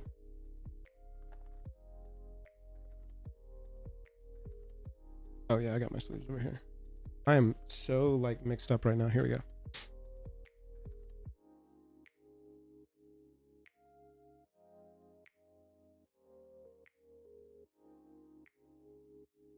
Not bad so far. I got the Abigail too. The Abundant Countryside. Dig it.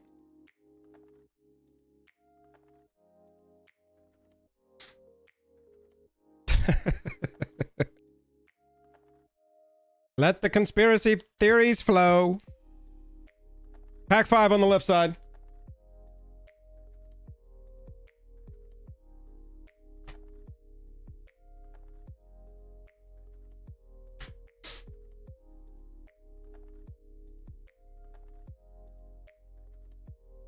I don't have a giveaway running, by the way. Yep, these are these rigged boxes they send us. Gangly Stompling.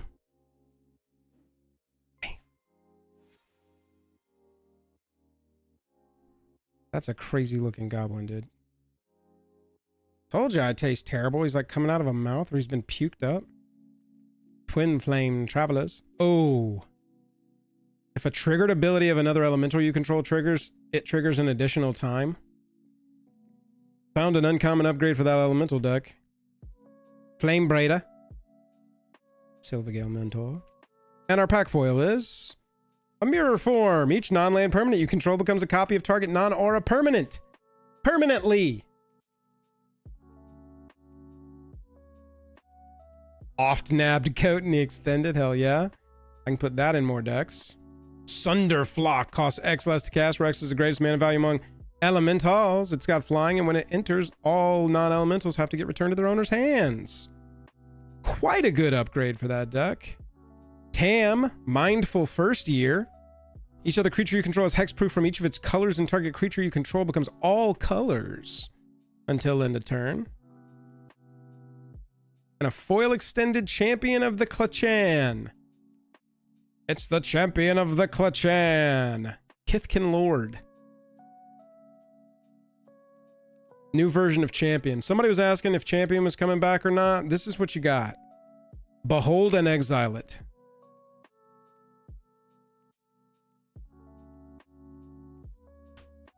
Last pack on the left side.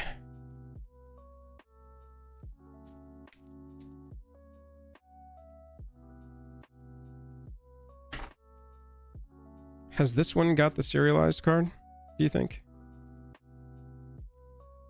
Eldoranti. Gets us going there. Assert perfection. There's that Blightrot card. Eclipsed Marrow. You got a full cycle of the Eclipsed creatures in this set that when they enter, look at the top 4 and get somebody from the type or a plains or an island or, you know, a land of whatever type they've got in their hybrid. Dundulin Weaver. Noggle the Mind. All abilities lost. Colorless Noggle with base and power. 1/1. Okay. Here we go. Pack foil. Disruptor of Currents. Convoking Merfolk Wizard with Flash. Shows us a Rain Slicked Cops behind that. Brand new Cycle Land. Bicycle Land. Grub's Command. That's going to be fun in my grub deck, obviously. Chronicle of Victory. In the showcase. I don't know yet about this card. That first strike is a sick keyword. But, quite a fun one to pull for sure. Tristan's Command and the foil behind that. It's a command pack. Command pack of the treatment, right? Of the storybook treatment.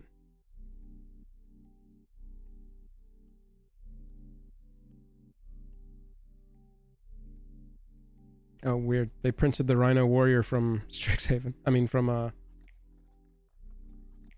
do you call it? Yeah, Chronicle's pretty cool, huh? Capenna. Got there. We got there. We got there, chat. All right, let's give away a pack.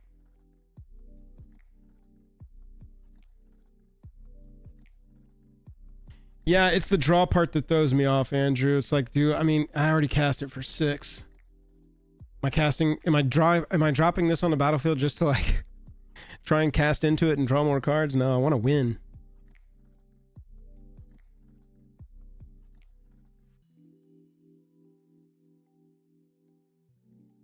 Steve, what's up? Good to see you. You're just in time. Hashtag Lorwyn4, chat. Hashtag Lorwyn4 is going to enter you to win a play pack of Lorwyn Eclipsed. I cannot ship these out at this time, but I can give them away. And when I am allowed, I will ship them out.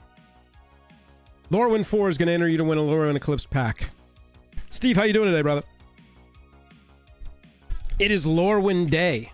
Are you excited?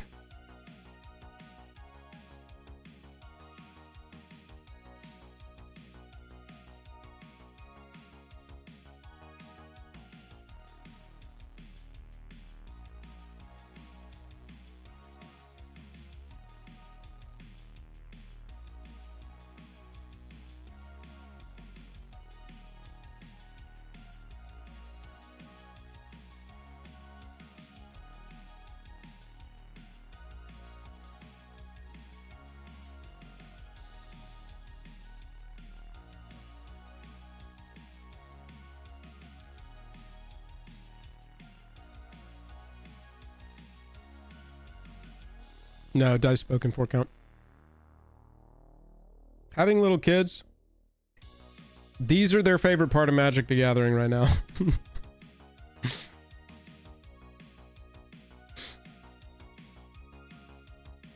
Yeah, the first strike is sick. Yeah, so far, Emo, this box has been pretty good to me.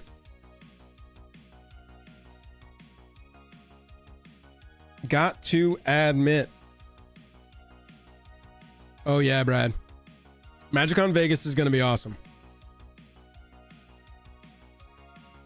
MagicCon Vegas is going to be super sick. Black Lotus, I think it's going to be fun, dude. I think that, I think it's going to have a nostalgic feel. I was talking earlier, but pre-releases in general already have pretty high vibes, and everybody's like friendly in community and, you know, helping oriented and exploring the new set and having a good time with new cards. That's always the fun part, right? And so I expect it to be that, but more community, more nostalgia kind of approach to it, because this year is going to be dominated by Universes Beyond. I think that people are going to lock on to any of the traditional Magic stuff as much as they can. Yeah, I got a copy of Mirror Mind, Steve. I think I got that in my other collector box.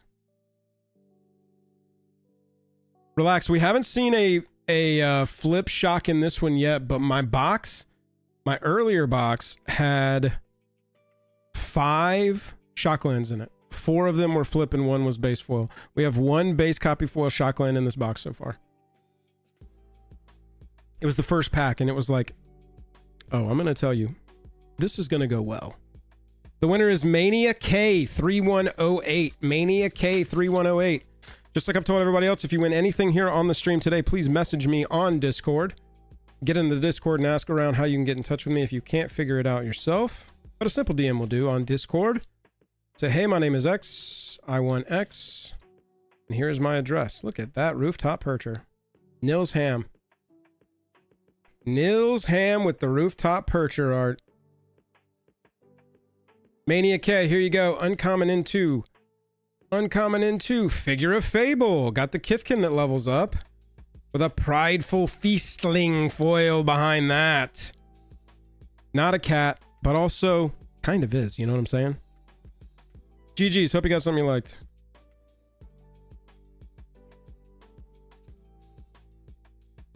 Mania K3108.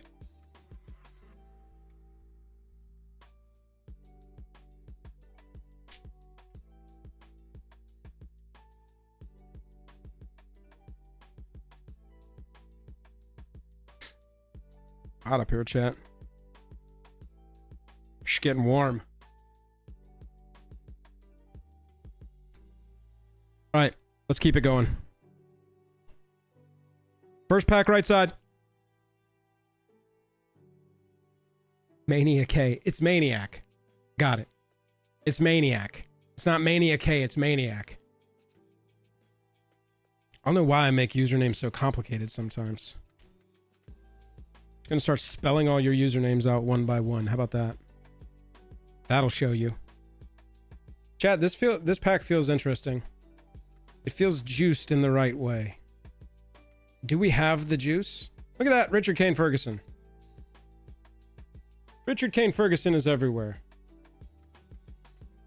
Explosive Prodigy. Tanufel Rhyme Speaker. Yeah, Duke. We'll go back and do that. Actually, it's going to depend because I do want to open the play box and build a commander deck. Pack foil is Hexing Squelcher in the foil. That's pretty cool foil to open.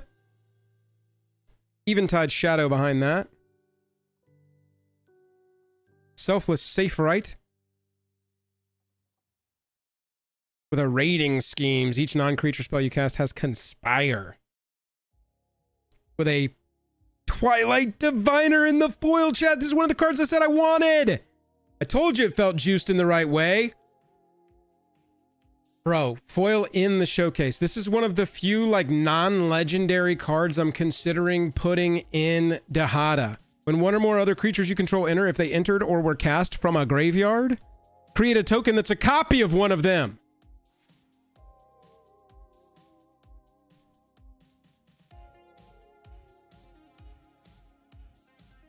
That was one of my personal hits.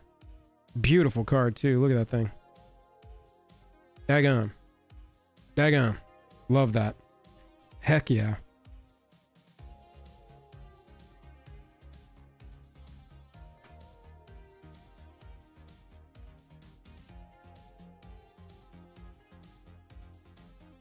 Beautiful looking card.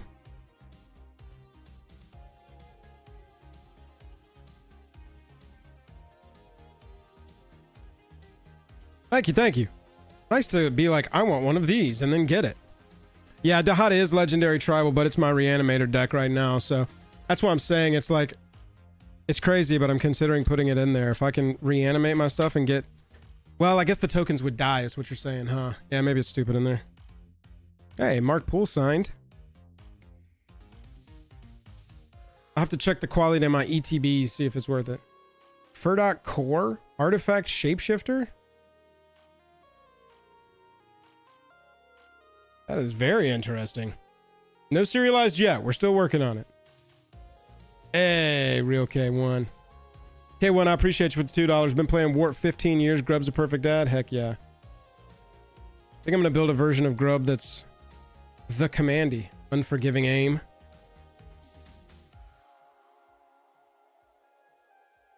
Ooh, love pulling these in foil from this set.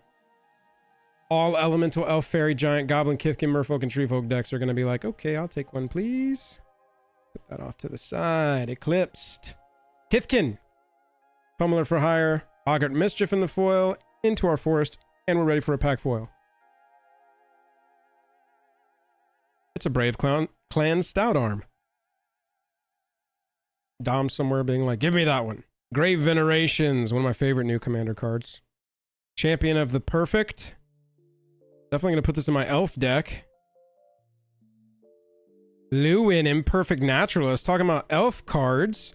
Enters mill 4, then pull a creature or land from among them on top. Discard a land, create a 1/1 green worm creature token for each land card in your graveyard. Oh, never mind.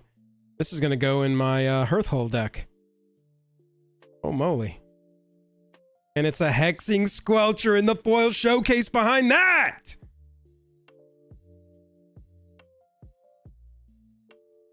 Got the sexy one, dude.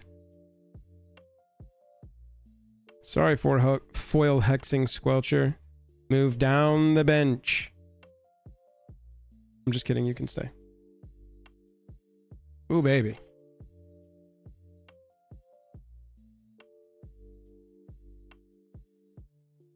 Couple squelchers. Nico with the $2. Keep the token, sack the OG, reanimate it again. Oh, that's interesting.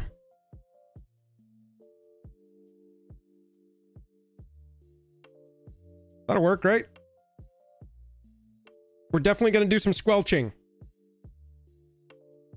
Squelching ink.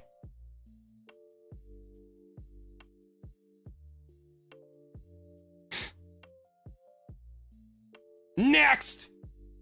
My God, I'm just gonna be live like all week next week. I've got so many commander decks to upgrade, update, or build outright. I might just make like no videos next week and just stream all next week and just build decks. I got so much to do in that arena. Here we go. Pause, what's up? Good to see you. Give me a murder mystery IP to use as a GIF for my short today. Murder mystery IP? Oh, like Clue? Like Knives Out? Like, oh, that's why Matt says Knives Out. Murder on the Orient Express. What's the one with I like the fish. Point out the fish if you see it again. Reckless ransacking. Oh man, look at that tree. When this creature enters or attacks, you may blight 2. If you do, draw a card, lose a life. Man, that's actually solid. 5 mana is rough. Man of any color on a 0/4? That's interesting.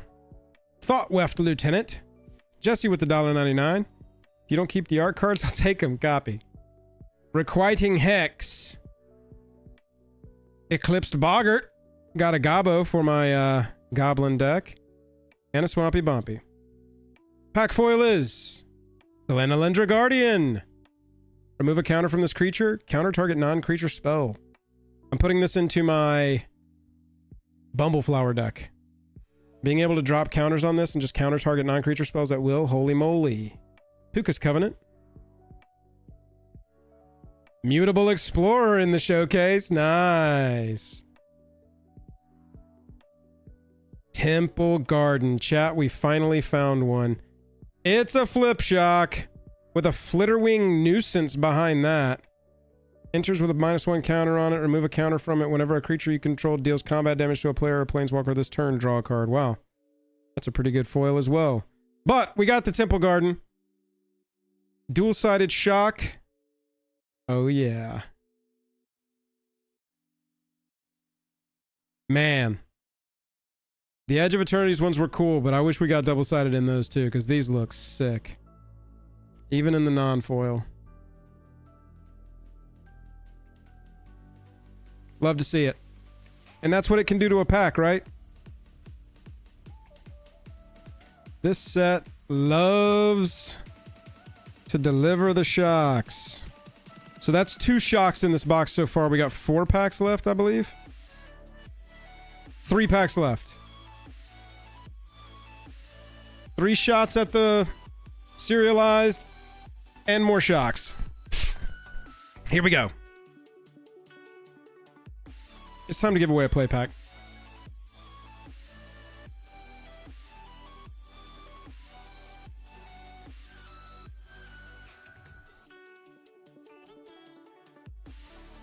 Hashtag Lorwyn5. Hashtag Lorwyn5 is going to enter you to win this. Hey, if you're hanging out today, I appreciate you. If you got me on your second monitor, I completely understand. Take 2 seconds when you can.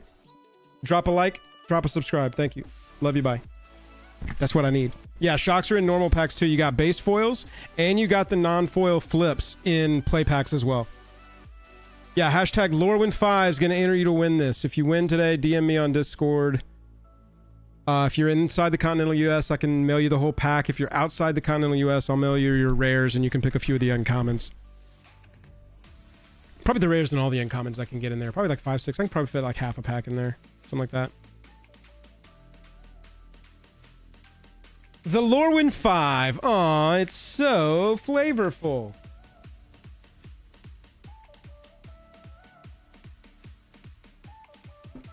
Native, you did not enter with Lorwyn percentage. Just FYI.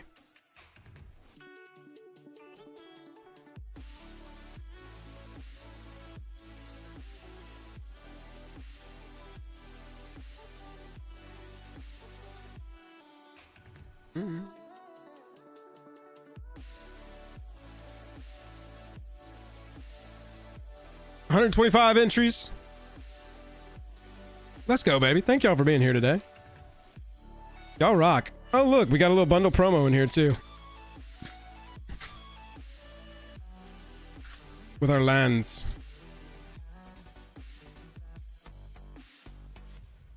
Oh, wow. Yeah, look at those. It's our kin binding bundle promo.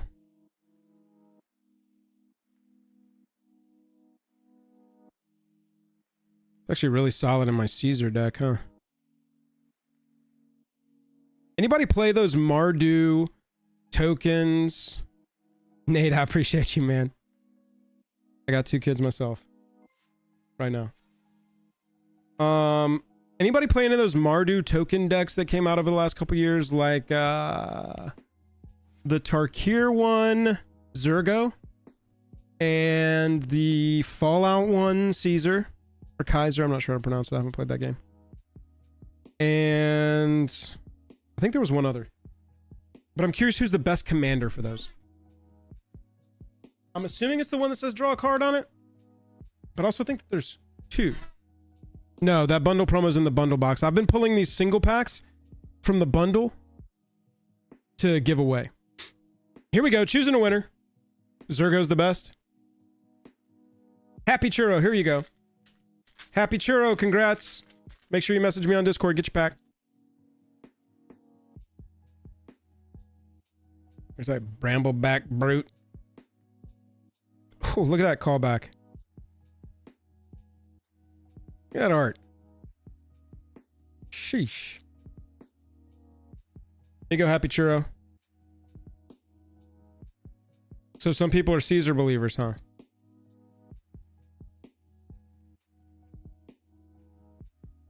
Uncommons, and then it's a Bridget. Nice little flip rare with a foil barbed bloodletter behind that. But Happy Churro, I don't know if you were looking at building a little rampy tokens commander, but Bridget Clachan's heart, pretty sweet little commandy here. Congrats, dude. Enabler, payoff, and resource generator. Yeah, Jank, that's I keep going back and forth between Caesar and Zergo. I've had that deck sitting over there as like a pile of a bunch of cards that'll be in it for a while, but I want to like pull the trigger and make it a deck. Hey, Happy Churro, thank you very much. I appreciate it. Hope you got something that you liked. Hopefully you want to build a Bridget Clachan's heart deck. Because if you do, have I got a card for you? Yeah, sure. I appreciate y'all being here. Thank you, thank you.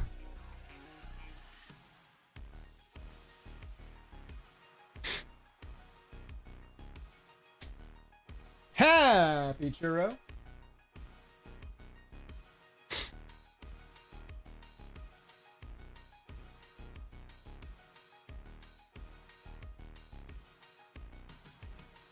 Oh, the joke is that they're pronouncing it dumb on, or pronouncing it wrong because they're dumb.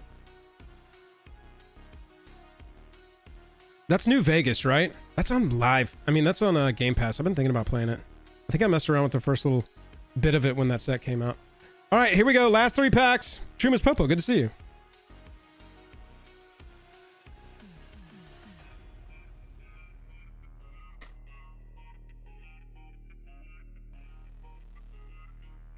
Here we go.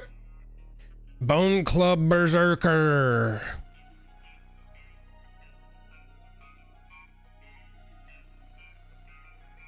Dude. Dominic Mayer, seriously, dude? Like, relax, Dominic. You didn't have to go this hard on an uncommon removal spell. But I will say, as a shapeshifter removal spell, this card probably sees a lot of play for a long time, right?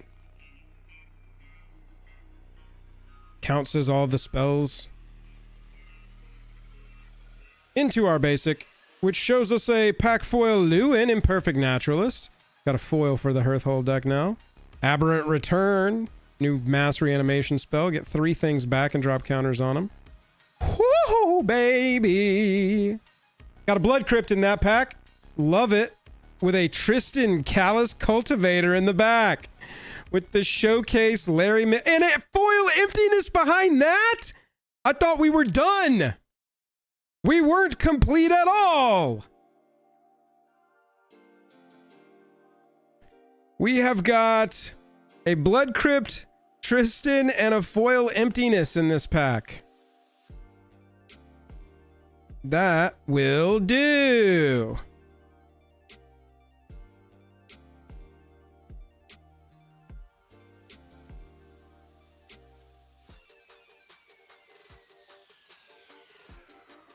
Whenever this creature transforms into Tristan, mill 3, then you can exile an elf from your graveyard. If you do, each opponent loses 2 life. With the Blood Crypt, I'll take it. That's a sick pack. Just leave those up in a minute. Let's see what else we got here. Got Deceit, got Emptiness. No, we're just going to drop the sleeves here. Give me a second.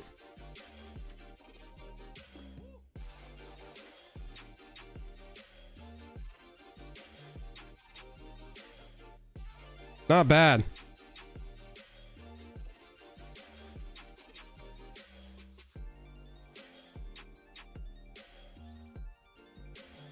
Oof. Got me a Blood Crypt, baby.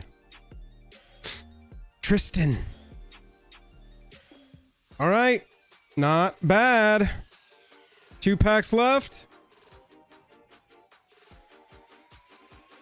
Some sweet cards. This set's cool. Oh, I will be live next week. I am... yeah, dude, it's so rigged.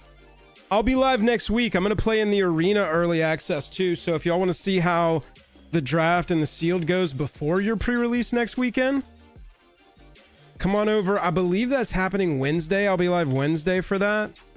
Come on over and hang out and we'll explore the set. See what we got as far as the limited experience goes. And we'll talk about builds and stuff like that. Penultimate pack. Damn, that card just looks cool. Ron Spears. Dude, Ron Spencer right behind that. Man. You can just tell, right? Chat requests we flip Emptiness.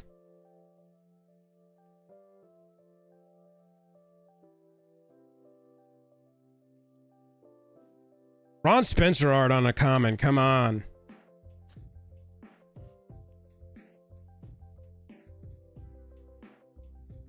Unbury. Love that. Creature type decks with black in them. Instant speed. Return 2 target creature cards that share a creature type from your graveyard to your hand for 2 mana. Pitiless Fists. Nightmare Soa. Look at that Plains, dude. Holy crap.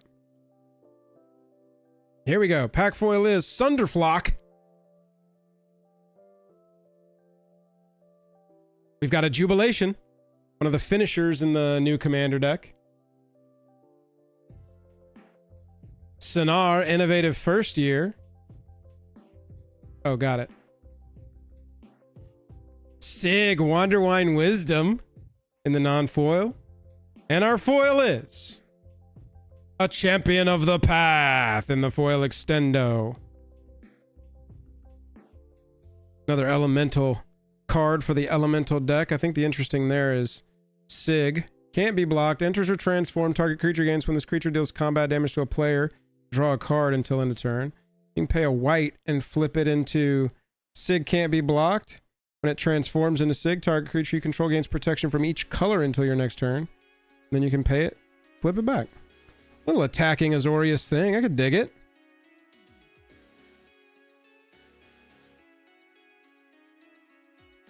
All right, y'all want to see the back of Emptiness? Yeah, that was the first map pack for sure. I mean, the Magic card backs are pretty straightforward. They've kept those the same. Fun trivia fact, the Deckmaster label was a late addition to the development of that card back. Because the original plan was for this game to be a platform. Imagine that. Now it is. Back of the Blood Crypt, I think, is what everybody wants to see. Y'all didn't want to see me flip the Emptiness? The back of the Blood Crypt is the cool side. IMO. That's cool. But this. This.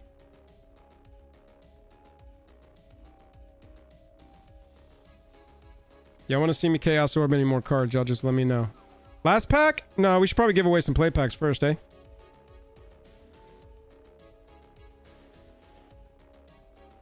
Happy Churro, congratulations again. Make sure you message me. You know the deal. Lorwyn 6. Type in hashtag Lorwyn 6. And you will enter to win this.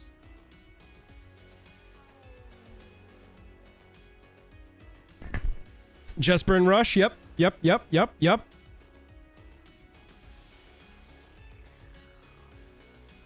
Yeah, boss man. I'm a ambassador on this set via Wizards of the Coast. I got all this free from Wizards of the Coast. They give us content, or they give us product a little bit early look at the set so that we can make some vids, do some stuff like this, drive some hype. You know what I'm saying?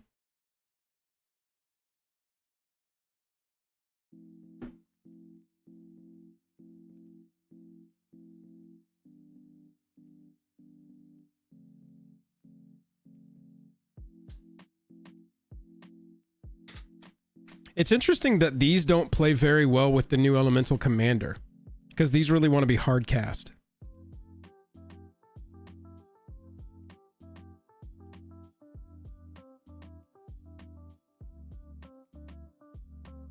Because when you sack a non-token Elemental with Ashling, you create a token copy of it, right? That immediately enters and is going to get sacked.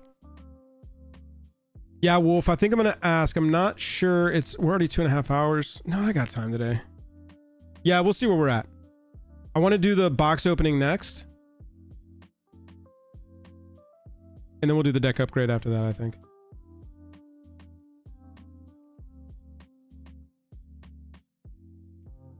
And so if you're creating token copies of this, it doesn't still have knowledge of its enter's choice, right?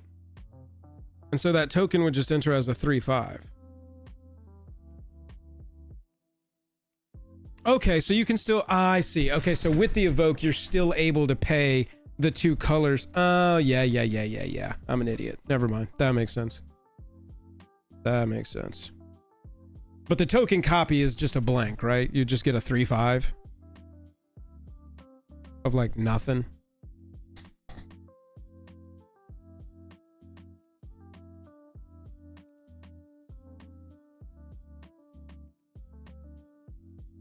Interesting. Yeah. Okay, cool. I mean, if there's any place to just slam all the rare elementals that I open from this set, right? Yeah, I mean, so far this box has been pretty good, Marshmallow. We've gotten Emptiness and Deceit in foil. Pretty sweet there. Got Flitterwing Nuisance in foil alongside Hexing Squelcher and a base copy foil Hexing Squelcher. Got a Japanese Showcase foil Meek Attack. And then a foil Showcase foil Special Guest Bitter Blossom. Pretty sweet. Yeah, I'm gonna do my typical thing where I wanted to, with this stream, show the process a little bit more, talk through a lot of my decisions on more like micro level. But I still plan to do a condensed video that tells you everything in a concise way. Oh no, Jank. Yeah, you would get both triggers for sure off of the evoke. I was just wondering if for some reason it still had memory of how it entered, so that when the copy enters you also get those abilities again, but you just get a blank one the second time.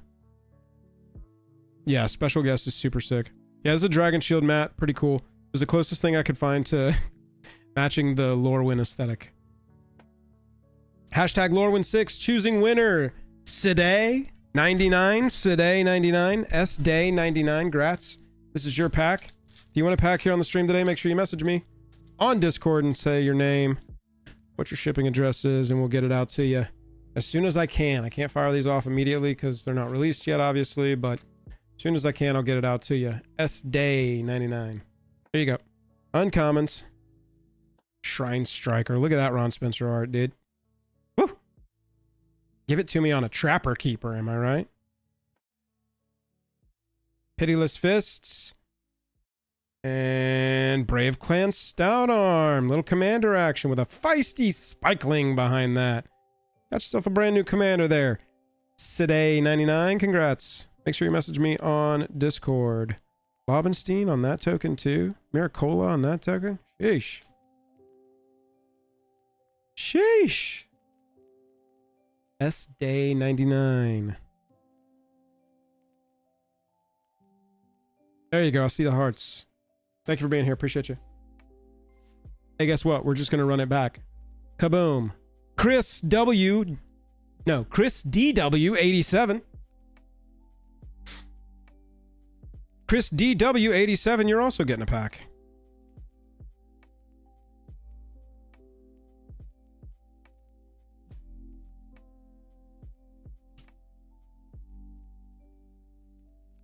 There you go, Chris DW 87.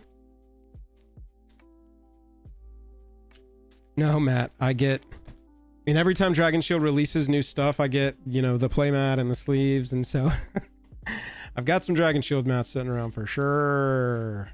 This is for you, Chris DW87. Moon Glove Extractor.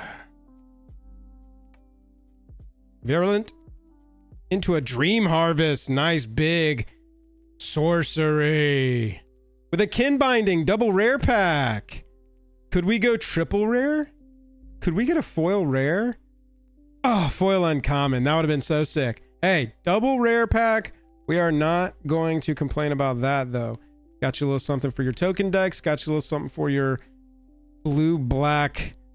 Everybody hates when I play this decks. That's more Miracola art. At this point, I'm looking at every token for who the artist is. Hey, grats, Chris DW87. Hope everybody's having a good day. Can't complain on a Friday, can we? Next weekend's pre-release.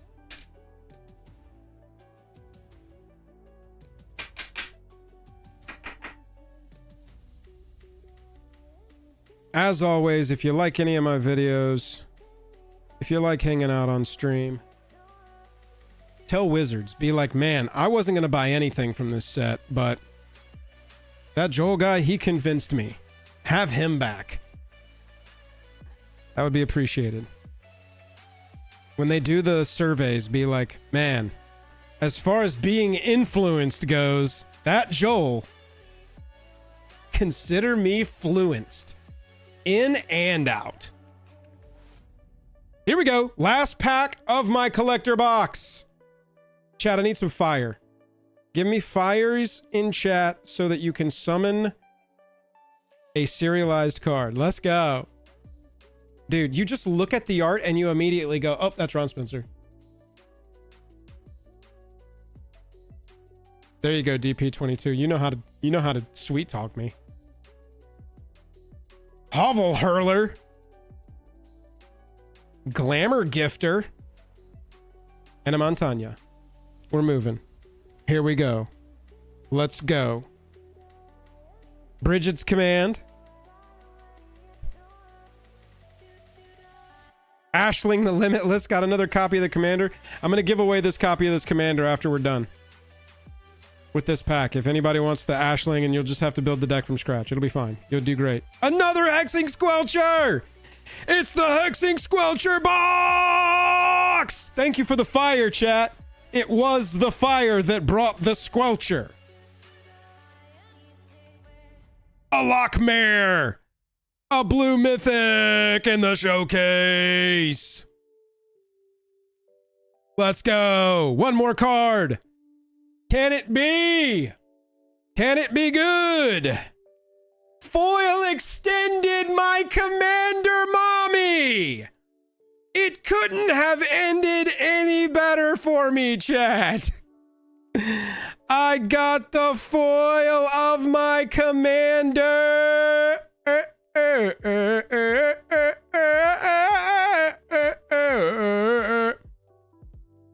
my perfect Morcant. Did I pronounce that right or dangerously? You decide. Heck yes. Hashtag Elemental1.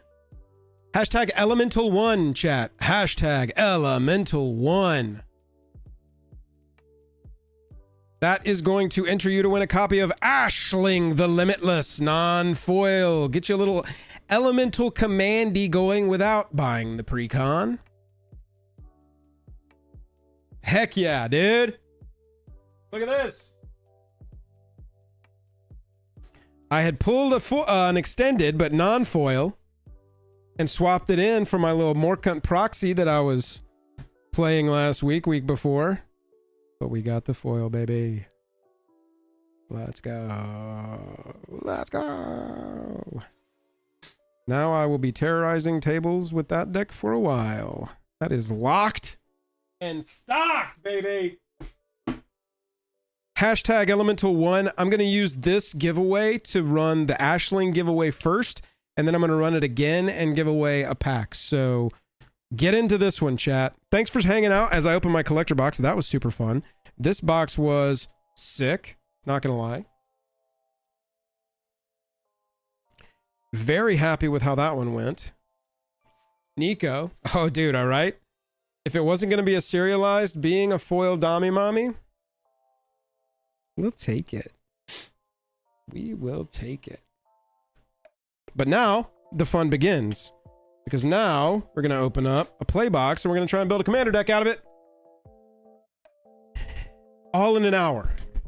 Because that's how much time you would get at a store to do an event like this, is you would get an hour to open and build. So we are going to try and do that. Just that. We're going to try and do just that.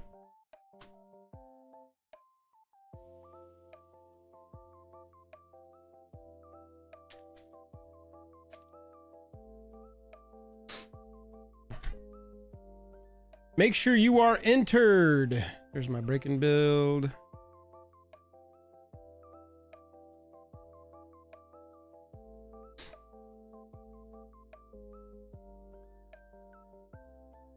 Hashtag Elemental1 is going to be our giveaway for the Ashling the Limitless and a pack of Lorwyn and Eclipsed. Our Ashling winner .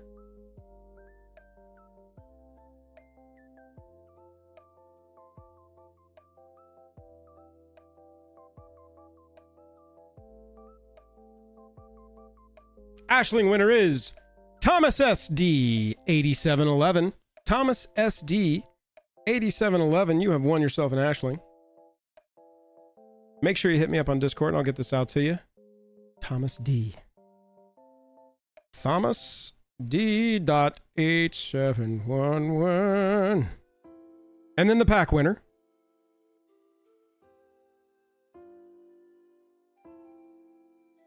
Peter Dvorsky. Peter Dvorsky. 684. Here you go, Peter. Good luck.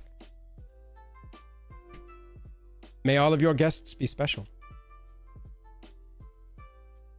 So many cards just make me stop in this set.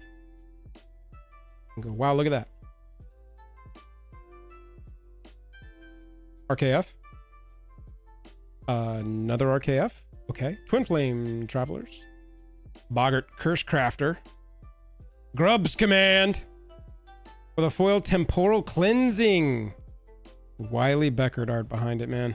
Wiley Beckert. Hey, you got a foil extendo land back there. Grats, Peter.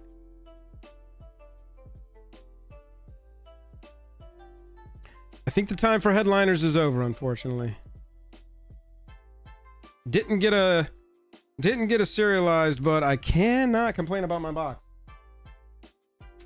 I will be honest. Okay. Next up, chat.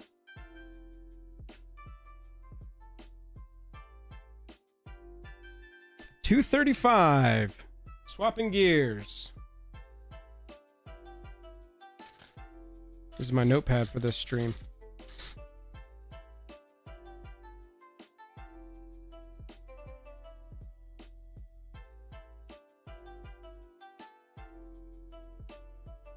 So there's a format called Boxing League where you go to the store and you get a full play box of whatever set they're running the event for. You're going to have some Lorwyn Eclipsed events like this coming up. What you're going to do is you're going to go and you're going to buy the box. You'll get a buy box promo, obviously. Nico, good to see you, dude. But then, of course, you got to build the deck. There are specific rules for building decks in a limited environment like this. Typically, your limits, your singleton limits, don't apply. And your color identity doesn't apply the way that that event runs. I don't build that way. I build color identity because I want a commander deck at the end of it that I can choose to play more, upgrade. You know what I'm saying? So what we're going to do is build a 100 card commander deck. I think in the events, it's also only 60 cards. Yeah, I am going to be making a video on this, PMAC. I'm just going to do one live here today, and I'll end up doing a standalone as well. That's a more condensed experience. But let me get a timer going.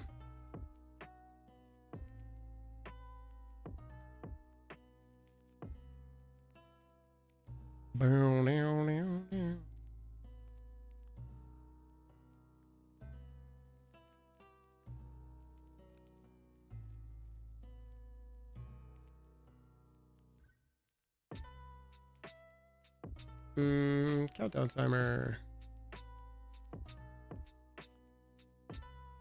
Gonna make this 1 hour. Do this as our countdown timer.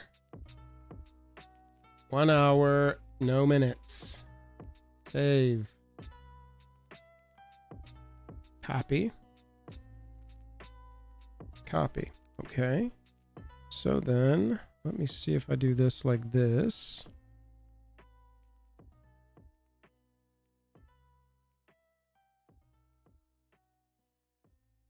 Oh, okay. Okay. So it's already there. Boom. Look at that. All right, chat. I've got an hour. So we're trying to build a commander deck. In a limited environment, there are some specific things that you want to be looking for. Obviously, first, in a commander event like this, you got to find a commander. So that is what we're going to be looking for, is a commander first. Got our archetypes there. This should be in any boxes of any set that you open for this type of event. And that's going to show you your draft archetypes. Most often, building around one of these archetypes is going to be how to succeed. Not necessarily required, but it's probably the best way to go. I've been playing for over 20 years, and that's still what I try to do.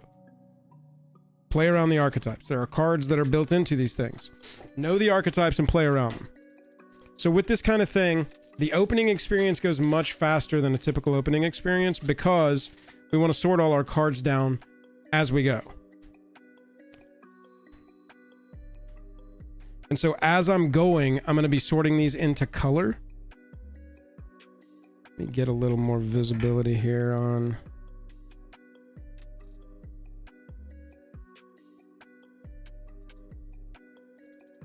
And then gold is down there under chat. You want to sort these into color out of the gate so that you're ready to build from it when you go. First rare's rating schemes. Got a second rare in that set of kin binding and a foil flock imposter. Tokens and lands go off to the side.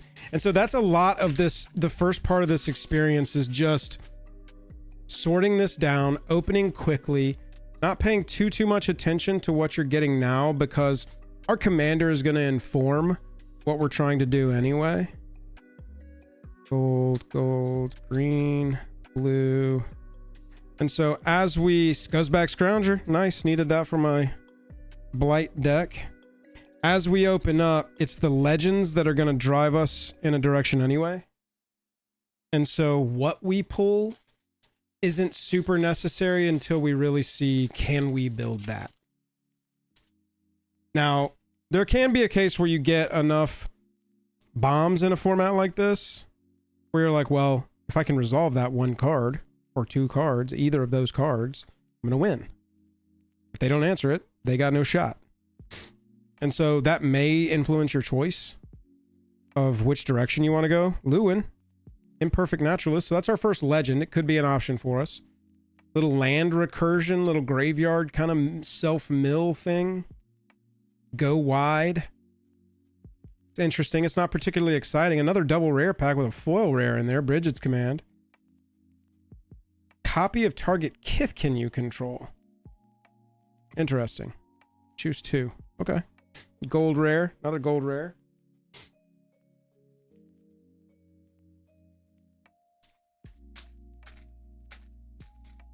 Yeah, the art for this set is great. I'm telling you, as I'm opening these all the time, I'm just getting caught by random commons and just being like, damn, that looks classic. So I separate by color first. Eclipsed Kithkin, that's interesting. Protective Response, got an Eclipsed Flamekin. Dawnhand Dissident in the showcase. With a Wild Vine Pummeler behind that. It's a nice rare. An island.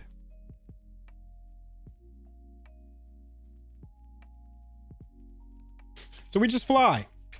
That's what we try and do. Wolfsbane, that's not a bad summation there.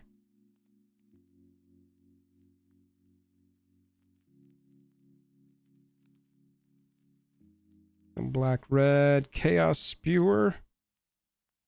Virulent Emissary, got a Swat Away and an End Blaze Epiphany. End Blaze Epiphany deals X damage to target creature. When that creature dies, exile a number of cards from the top of your library equal to its power, and choose a card exiled this way until the end of your next turn. You can play that card. Interesting. Is some removal. Swat Away. 2 mana to bounce an attacker. Oh, I guess it's only 2 mana if a creature's attacking. You don't even have to bounce the attacker.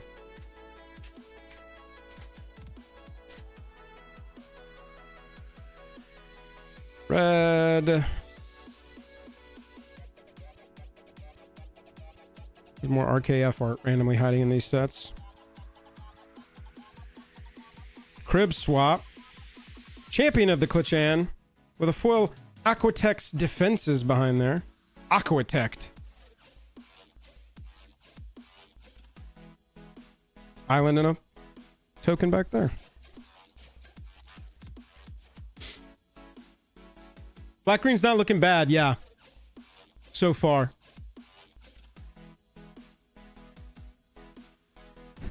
So, talking about limited rules, they very much apply to builds like this. You're looking at your commander in colors, and then you're looking at fixing or ramp, to your point. You're looking at your curve overall. You want to have a good creature count. A lot of limited comes down to fights, attacking and blocking. Win through combat damage. Very, very uncommon to win with anything but combat damage in limited. And so you want to make sure you're prepared for that with your own stuff. There's a commander option. Marilyn Fey Ascendant. Whenever Marilyn or another fairy or elf enters, exile the top 2 cards of target opponent library. Once each turn, you can cast a spell mana value less than or equal to the number of elves and fairies you control from among cards exiled with Marilyn this turn without paying its mana cost. That is how long I'm giving myself to build a deck out of this box. That is how long you would get if you went to your LGS to do this event.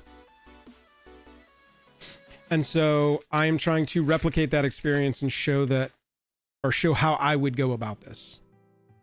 So creature count. That's where I left off. You got to have a good creature count for sure. You don't want to just run spells and removal. Can't win a game with destroy target creature. Too many times I've seen people get caught up running way too many removal. It's important. Don't get me wrong, because the next thing I'm going to say is premium removal. Got to look for that. Boggart Curse Crafter. Omni Changeling. Jeez. Art looks crazy on that thing. Slumbering Walker enters with 2 -1 counters on it. Beginning of your end step, remove a counter. When you do, return target creature with power 2 or less from your graveyard to the battlefield. Oh. White. Getting a lot of good rare support in white at the very least. Lands. Got 2 more packs left in our first column. So, as we're opening, that's what we're looking for. Our commander, and then cards in the color. Mana-based stuff, fixing stuff, any sort of ramp. We're going to end up playing 2 colors, most likely. Potentially 3, but we're going to treat one of those colors like a splash if we do that. So that really all we have to worry about is casting our commander. That's the wrong color. Abigail, Eloquent First Year. Feels like we got to that rare pretty fast. Celestial Reunion. Got a nice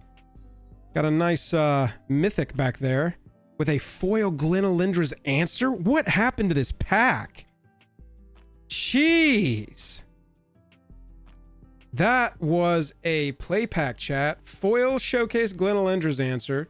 Celestial Reunion Mythic Sorcery. Additional cast to cost this. You may choose a creature type and behold 2 creatures of that type.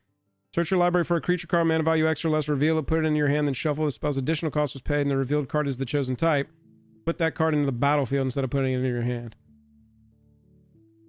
Auto Tutor for Green Kindred? Yeesh. That's pretty cool. That is pretty cool. Not gonna lie. Green.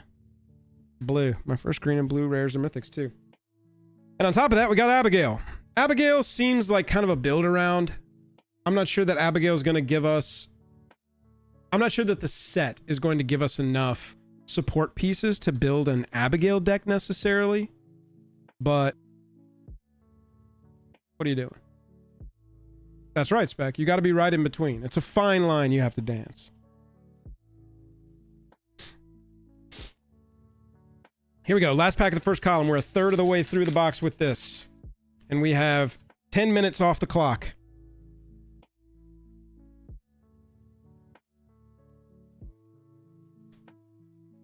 Evolving Wilds. This is the kind of premium card that we really like in this. This is a fetch, baby.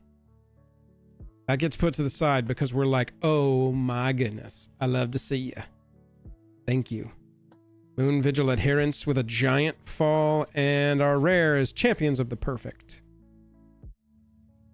With a barbed blood letter behind that.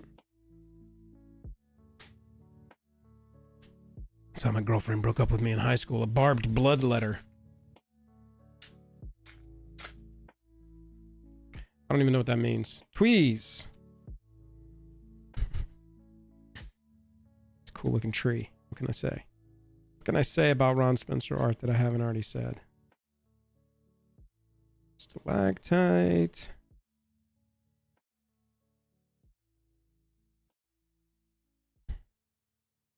Trying to get distracted. Glenalindra, Guardian. Nice.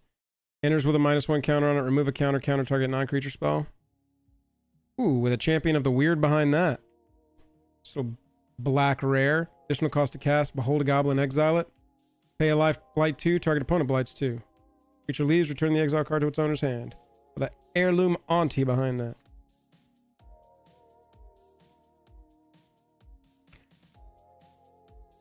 Okay. We are moving right along here. Maryland's looking good so far. Got some good green, got some good black. Yeah, the blue seems like a splash to me right now. But we shall see. Be nice to start a Maryland deck out of this box. Foraging Wickerbar. Soulbright Seeker into Pitiless Fists. Bloodline Bidding. Choose a creature type, return all creature cards of the chosen type from your graveyard to the battlefield with Convoke. And a Bile Vile Boggart.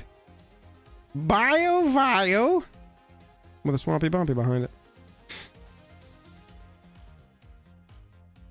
Well, the Bloodline Bidding is excellent for Maryland, right? Seems playable.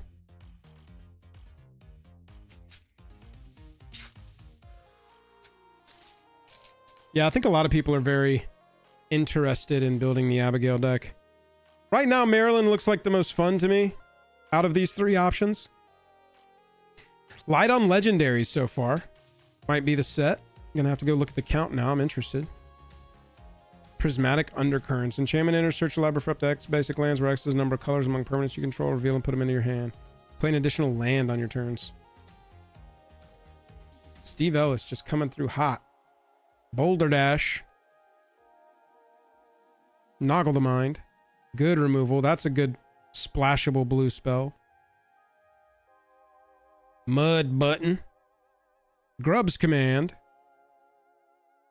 Bloom Tender. Foil. Oh, yeah. Oh, yeah. All right, I got to keep moving, but that's incredibly exciting.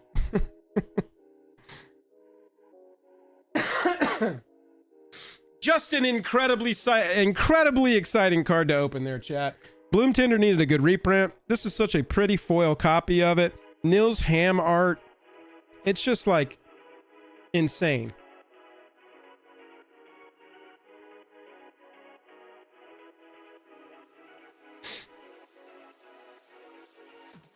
Very, very good for the Maryland deck. Absolutely. Yeah, well, if I know.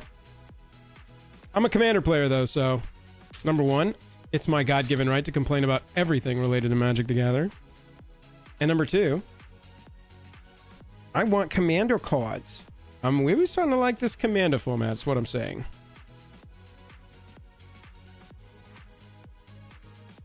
Spiral into Solitude. Man, pacifism, eat your heart out. Wow. Special guest Mistbind Click. That'll play in the fairy deck. Holy crap. Talking about a call to build Maryland. Gasapo. Jesus. Let's put it up here. Yeesh. Those were two good packs. I'll take packs like that. Thank you. Anemic Attack. That was a pack, dude. That was back-to-back packs, gotta say. Gotta be real with you. Meek Attack.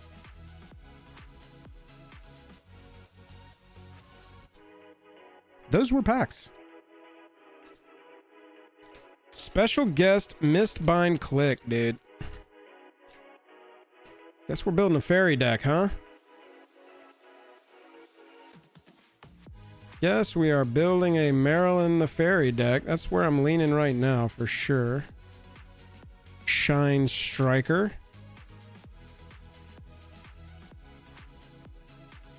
Thoughtweft Charge into a Hallowed Fountain.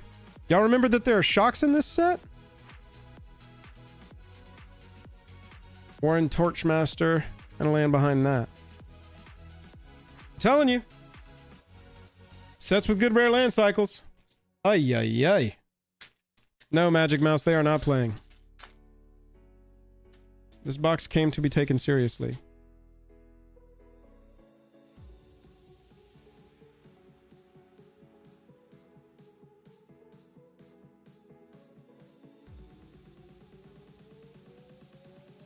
Goat Nap. Bristlebane Battler. One of my favorite cards from the set. I love cards like this that backwards get better. And a foil Deep Channel Duelist for some RKF art in the foil.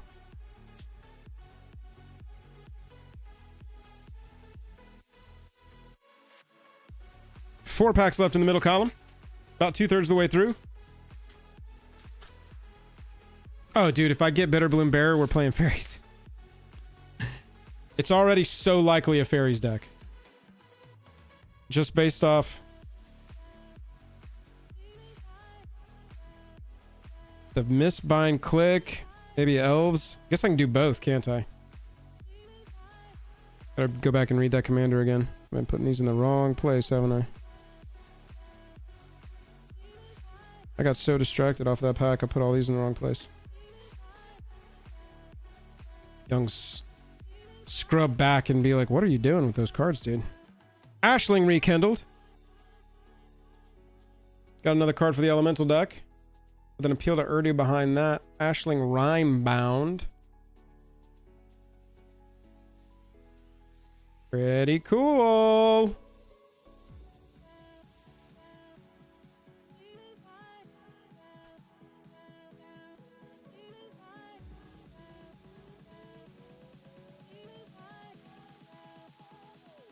Got so distracted by good cards, I was just like, I'm going to put all these in a pile. Everyone enjoy my pile. Makes building way harder.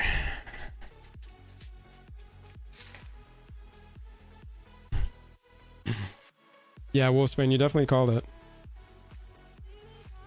As looking like Sultai, and I was sitting here going, let's just build 2 colors. And you get the 3-color commander.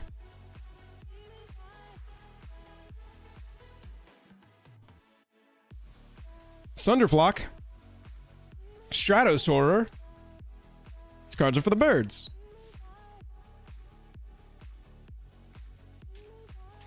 Woo-wee! 20 minutes into this box. We've got a column and a pack left. I've been chatting with y'all a little bit, so you'll be able to go a little faster at your store, but I haven't been exactly dallying too much.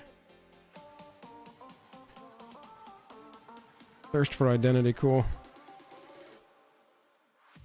Squawk Roaster. Double strike 5/4 elemental for that deck? Yeah, deal. Brave Clan Stout Arm with an unexpected assistance behind it. Convoke in this deck? Probably good. Last pack of the center column. Garage, what up? No, those are all gold. We're good. Dom, what's up? I opened my collector box. That went pretty well. Now we're building a commander deck. Looking like Maryland right now.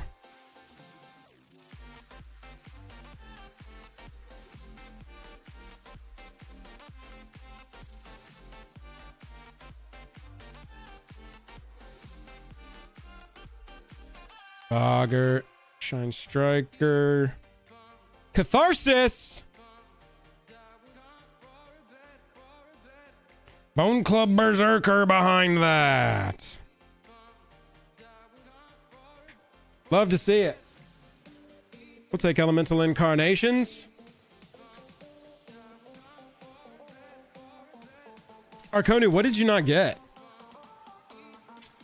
Yeah, honestly, my collector box was pretty cracked. It was great. I didn't get a serialized. That's pretty much all we can say.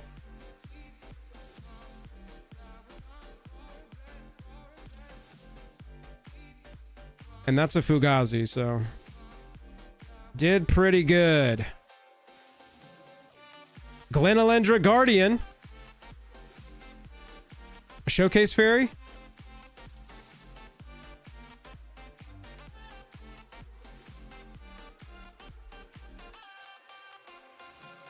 The fairies are calling me. No, I didn't get a Fracture Bloom Tender, but I got a foil Bloom Tender from this box. Crazy enough.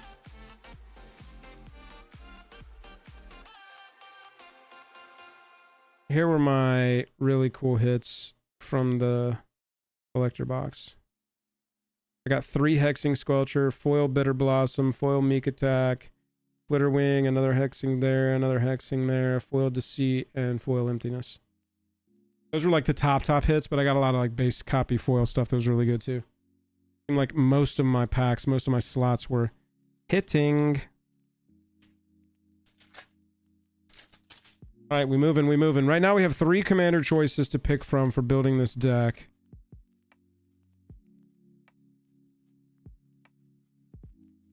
All right, blue. Look at that.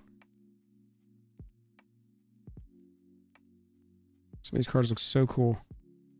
Curious Colossus Mythic. When this creature enters, each creature target opponent controls loses all abilities, becomes a coward, and has base power toughness 1/1. That's for good, chat. That just happens. Oh yeah, I got Bree. That's true. That's true. For some reason, I wasn't thinking of her as an option. I think it's probably Dom because you've been building her. And so in my head, I'm like, that's Dom's commander. Dom wanted to build that.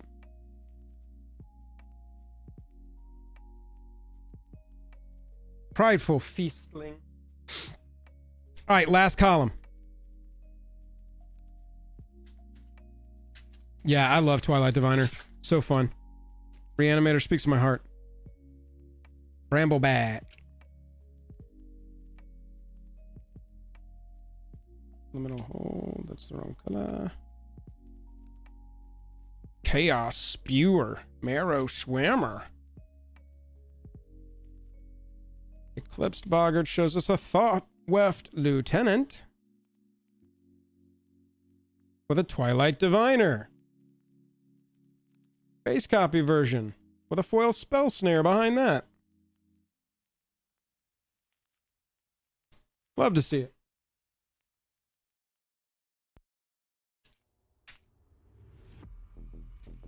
Mono black merfolk, mono green goblins. Are there any mono black? There's one mono black merfolk, right? In Magic's history, to my knowledge. Or am I way off on that?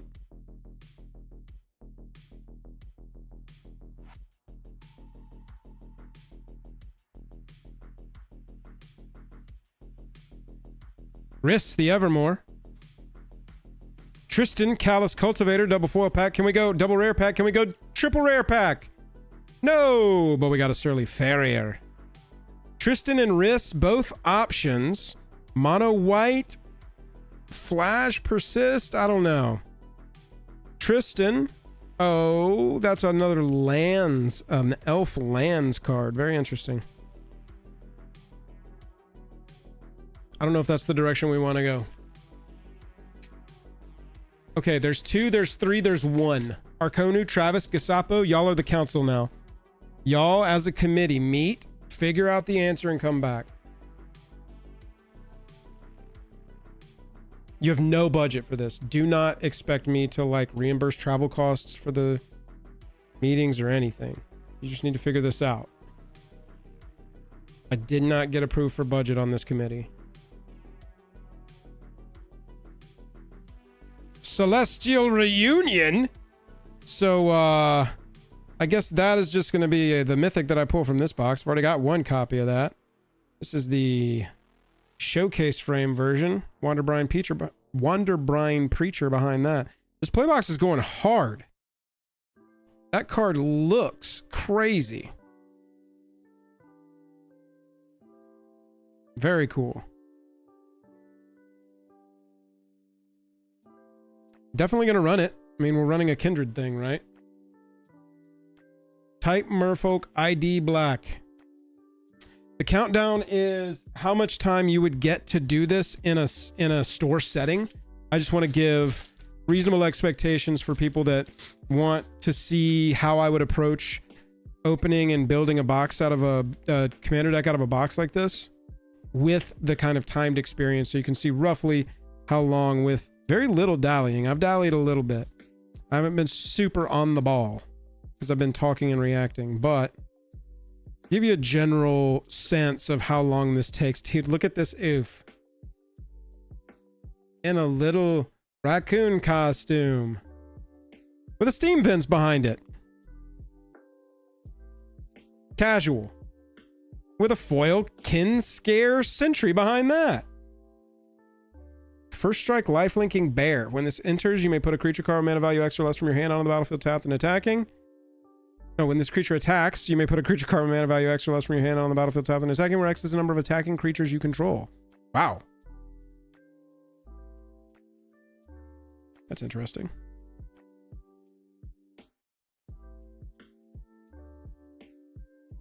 Four packs left. It's a Rakoof. It's a Rakoof. A rare mythic mono black merfolk. Gotcha.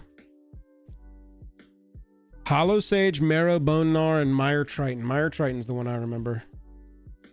So 3 mono black merfolk. What about mono green goblins?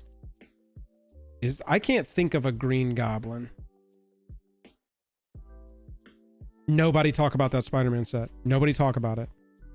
We can't do that. Kindle the Inner Flame. Gut Splitter Gang. Rolled with these guys in college. They're bad news. Mirror Mind Crown. There you go. Who was asking me for one? With an attentive first year behind that. Can we go? Triple rare pack. It's a Kolrath Zealot in the foil. So Kirill says tap 2 untapped creatures you control. Copy target triggered ability. Choose new targets once per turn. That's interesting too. That is very interesting. Mirror Mind Crown.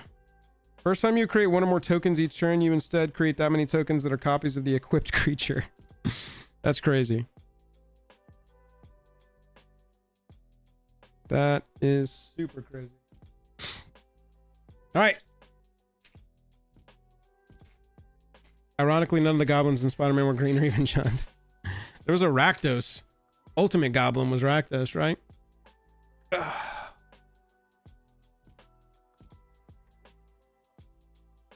31 minutes. Whew. We gotta fly.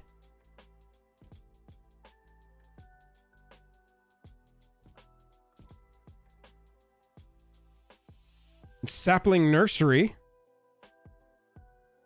Affinity for Forests. Whenever a land you control enters, get a 3/4 with Reach. Pay 2, exile it, and your Treefolk and Forest gain Indestructible till end of turn. And a Shimmerwild's Growth. Choose a color, enchanted lands the chosen color. Whenever enchanted lands tap for mana, its controller adds an additional 1 mana of the chosen color. That is the kind of fixing that we really love to see.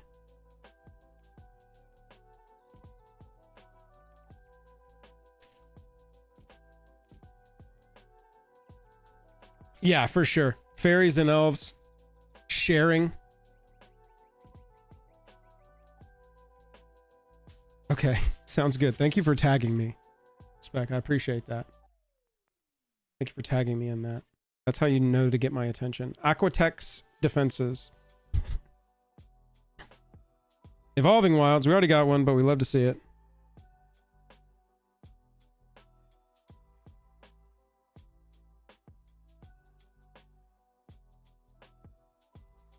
Lasting Tarfire, Puka's Eye, Grave Shifter, nice. Enters, you may return a creature card from your graveyard to your hand. Well, Changeling, Gravedigger, reprint, Kinsbale Aspirant, and a Hexing Squelcher. This is the only card I'm opening today, chat. I will only be opening Hexing Squelchers for the rest of my life. Miss Meadow Council. It's all Hexing Squelchers all the way down. All the way down. Good. Keep tagging everybody. I like that. I got a copy of Arabelle too, or Abigail. I gotta keep moving. I got 1 pack left. Here, chat. I got 29 minutes left. They're gonna say, all right, pairings are about to go up in about 20 minutes. And you better be ready.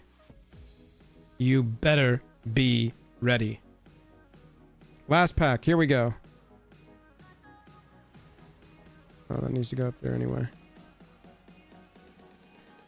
Kolrath Mystic. All right. Mind is melting together. Eclipsed Elf, that'll be in there. Sig's Command. Margaret O'Keen. For the foil, Darkness Descends. Darkness.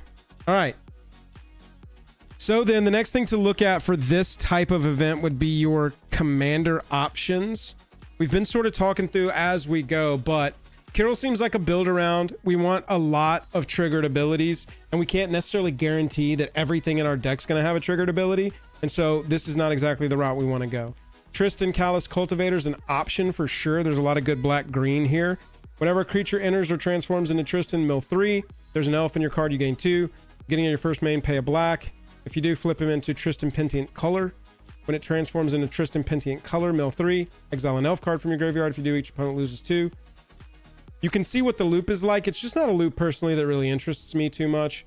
Death Touch on a 3/4 is kind of interesting, but just not where we want to go. Monocolor, we really don't like to go monocolor in an event like this unless it's absolutely necessary. Like it's just over the top good or it's our only option. We don't have to do that here, so we can put this to the side. Brie of Clan Stout Arm. This is the... You need more lifelink payoffs, in my opinion. You need more just life gain in general than we're going to be able to guarantee. Well, surely we'd be able to go through and find some stuff. And honestly, given a creature flying in lifelink, not that bad in a limited environment. That could win you games for sure. But this would be the closest that I would be to playing something besides Marilyn Fae Ascendant. Abigail, another build around. You want specific payoff type cards and creatures for this to really kick into gear. And we don't have access to those. Marilyn Fae Ascendant, probably the route we're going. Another elf or fairy enters. Exile top 2 of each opponent of target opponent's library. And then once each turn, I can cast a spell mana value less than or equal to the number of elves and fairies I control from among cards exiled with Marilyn this turn without paying its mana cost. So I can't do it on cards that I haven't cast, that haven't been exiled this turn, but still good. Full card advantage. Probably easy to find people's card draw with that type of thing too and cast it because you're going to have 3, 4, right? Elves or fairy on the battlefield at any given time. And then you got Lorwyn, Imperfect Naturalist. Another card that goes in Tristan, plays like Tristan, but we're looking at that.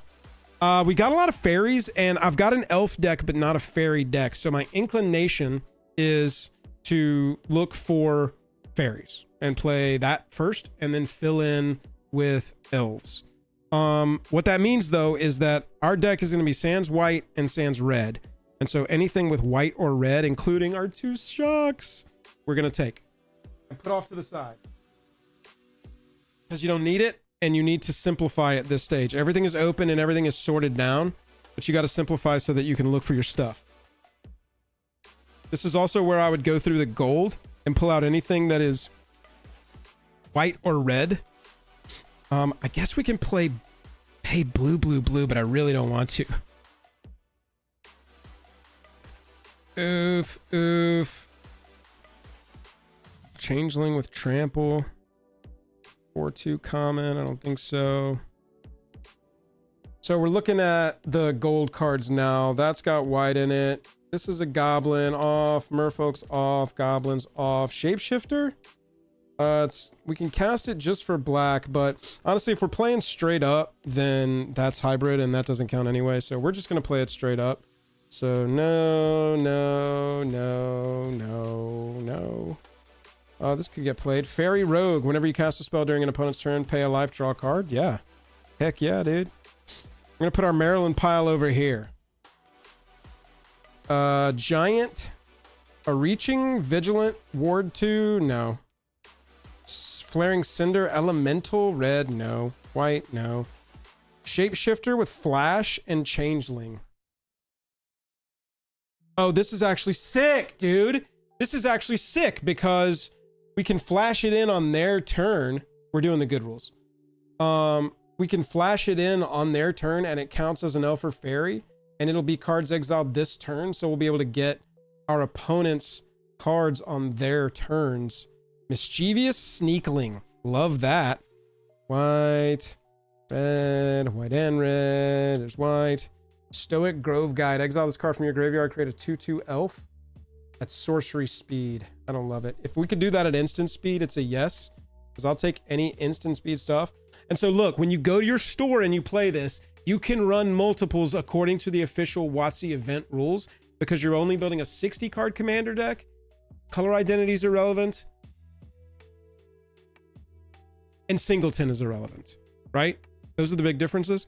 And so this is a place where, like, if I was building this at an event and not as a homebrew that I want to turn into an actual commander deck, I would put all of these in there because this plays so well with Maryland.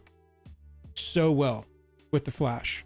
But alas, no white, red, no white, black, red, not our colors, black, green. Other elves you control get +1 when this creature dies. Return another elf from your graveyard to your hand.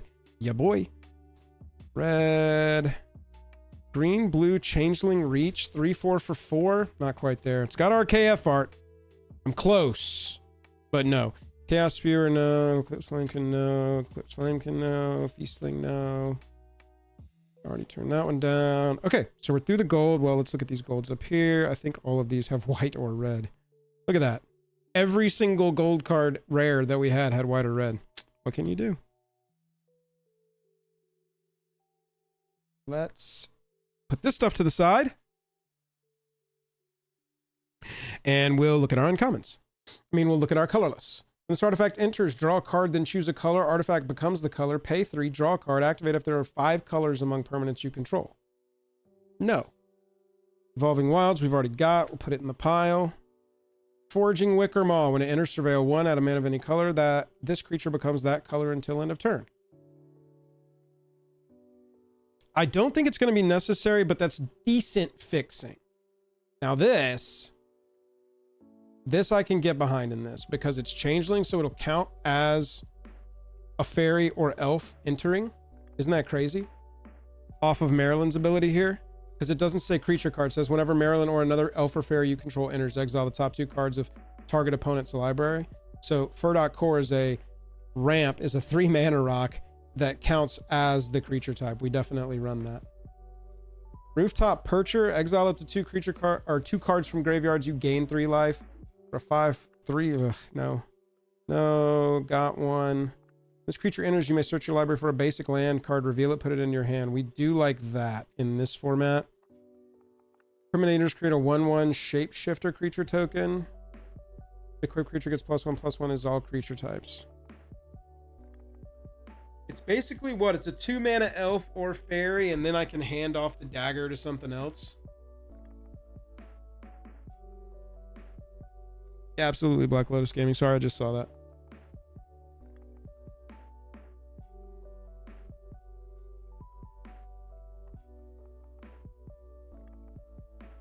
It's very cool. This set looks very cool. They've done a good job of modernizing it, I feel like, while keeping what was so cool about it cool. When this artifact enters, choose Elemental Elf. I'm already in. When a permanent you control, gain a life. Sack this artifact, return a card of the chosen type from your graveyard to your hand. Sure. No on the Percher. Got a Wayfinder. No on the Wicker Moss. Springleaf Drum. Tap an untapped creature you control out of mana of any colors. Dope. Reprint, but not what I don't want to be doing with this deck, I don't think. And that's our colorless. Any arguments for Springleaf Drum in this? I guess it's pretty good ramp, right? Because I'm going to be playing commanders. I'm going to be playing creatures. I'm going to put that in my maybe.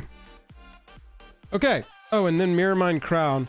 As long as this equipment is attached to a creature, the first time you create 1 or more tokens each turn, you may instead create that many tokens that are copies of the equipped creature. Yeah, that's just not what we're trying to do. Colorless down. We can get rid of this legend because we're not playing that. We probably will play this green-black elf. Probably play this green-black elf. Can't play any of these others because they all have white in them.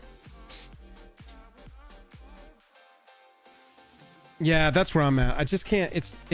The other synergies of Springleaf Drum are not there, which is like creatures getting tapped, or I have a ton of tokens automatically or something. All right, we're looking at green. We're looking at elves. What other synergies do we have here? And when we cast a spell anywhere above from our hand, I guess that's not going to be very relevant out of this set.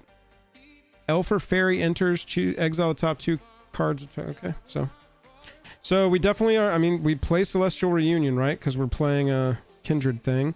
Bloom Tender is a definite because it's an elf. Champions of the Perfect is an elf. As an additional cost to cast a spell, behold an elf and exile it. Whenever you cast a creature, draw a card. And this creature leaves, return the exiled card. It's a 6/6 for 4. It's so fun.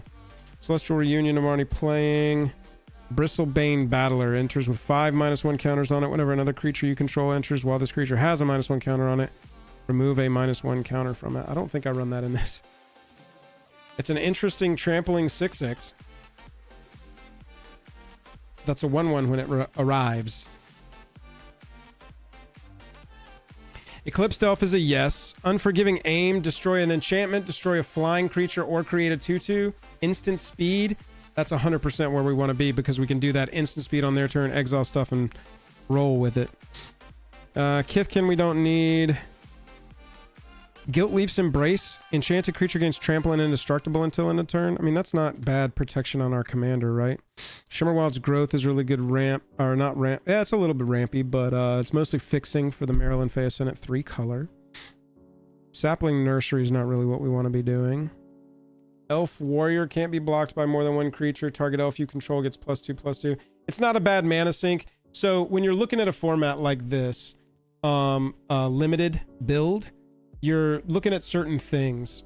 This comes straight from Reed Duke's tiers for limited cards. This is what order you should be looking for different cards in. So bombs first, like, you know, 8/8 flyer with trample. Stuff that when you play it, they're going to have to answer it. It's going to win you the game.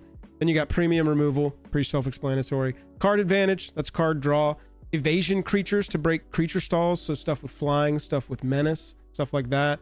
And then you're into your weaker filler and useless cards. So right now, we're trying to make sure that we can fix our stuff. We need a reliable mana base. We need a balanced mana curve before we do anything. And then we want to run as many of our best cards as we possibly can, obviously. And then our best removal for their bombs, we need answers as well. So that's what we're kind of looking at with our initial pass here, is if it falls into like bomb, removal, great fixing, we're like automatically running it. This one, it's a mana sink. This is sort of like a final order card, so we'll leave it off to the side as a possibility. This is an elf that says the beginning of your upkeep. Elf Enchantment. Yeah, we're going to play this. Surveil 1, and then we can sack it to make 2/2s at sorcery speed, where X is the number of elves in our graveyard. Like late edition there. Do we need just a general non-creature type mana dork? I don't think we do. But it's interesting having a 0/4 mana dork. We'll put that on the maybe. Kithkin Knight, we're not going to run. We really just want to hit elf. It's like easy to eliminate stuff based on creature type alone. Creature must be blocked. Whenever this creature attacks another target elf you control gets +2/+1. Pretty sweet. 3 mana elf. Play that. That's really good. Midnight Tilling, instant speed, mill 4, return a permanent card from among them to your hand. Nice little go down and get a creature or a land. Flashing Elf. Yes, dude. Dawn's Light Archer. Flash Elf is pretty sweet. 4/2. Kithkin. Tend the Spring. Search your library for a basic, put it on the battlefield tapped, and shuffle if you control 7 or more. And or Treefolk. Create a 3/4 Treefolk. Wow. Okay. Basic land on the battlefield tapped with some upside. When this enchantment enters, search your library for up to X basic lands, where X is the number of colors among permanents you control. Reveal them and put them into your hand. You can play an additional land. I'm 3 color. Does Maryland fix mana for your stolen cards? Yeah, I don't pay its mana cost. Maryland says, I don't need the mana. Once each turn, you can cast a spell with mana value less than or equal to the number of elves and fairies you control from among cards exiled with Maryland this turn without paying its mana cost. Oh, yeah, Jane, gotcha. What was your... Did I miss something about 3 color, Elmo? Did I say something wrong? Oh, is that just a justification for running the mana dork of any color? I'm kind of on it. Prismatic Undercurrents makes the first cut. Assert Perfection. Target creature you control gets +1/+0. It deals damage equal to its powered up to 1 target creature an opponent controls. We like that. Kithkin Ranger, don't need. Kithkins, Giants, Kithkins. Already got that one. Target creature gets +3/+3 till end of turn. If a creature enters the battlefield under your control this turn, draw a card. When this creature enters or dies, Surveil 1. It's a 2 mana, right? Wild Vine, Pitiless Fists, a fight.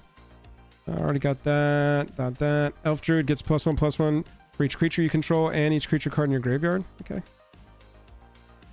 Got that. Got that. Got the Flasher. Gotta run the Flasher. Virulent Emissary, Elf Assassin, Death Toucher. Yeah, dude. Oh, yeah, dude. Unforgiving Aim. We're running the foil, dude. Come on.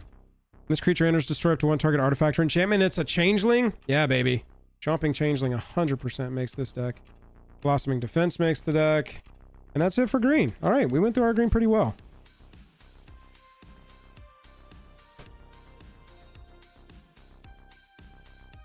Let's see where we're at so far as non-lands.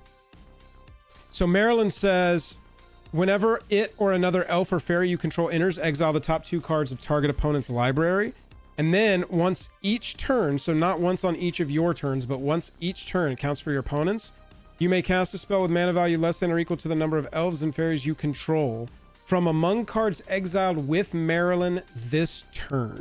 So we need to have some flashy instant fairies and elves so that we can take advantage of her free ability to cast stuff, not on our turn, to get maximized value out of our commander. So any creature spell that has flash or can be played at instant speed as such, so bueno, because it automatically exiles top 2 from any opponent, and we can cast spells for free from there, as long as it's less than or equal to the number of elves or fairies that we've got on the battlefield.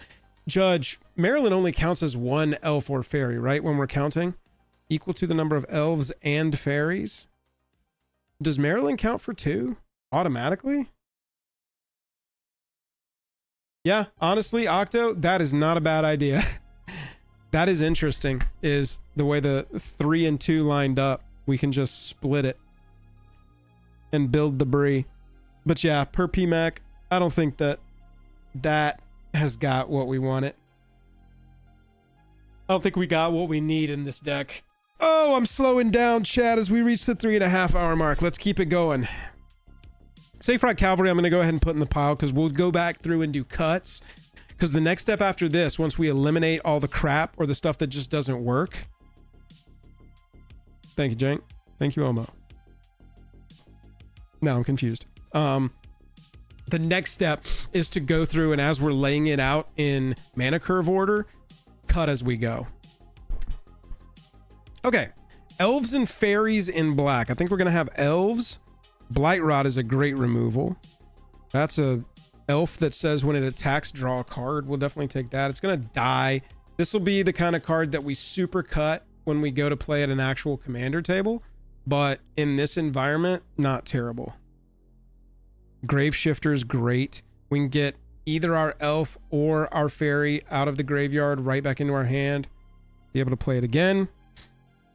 Lifelink 2/2 elf. When it enters, mill 2 cards. I'm kind of medium on that, but we're going to include it for now. Goblin. Already got the Blight. Here's an elf that discards a card and gains indestructible. Super cool. Fairy, when this enters, you may Blight 1. If you do, each opponent discards a card. Sick. Goblin. Already got that elf. Target creature you control gains Death Touch and Lifelink until end of turn, and when it dies, create a 2/2 elf. That's an instant, homies. That's the same thing with Marilyn. When that elf enters, we would get to exile 2 with Marilyn.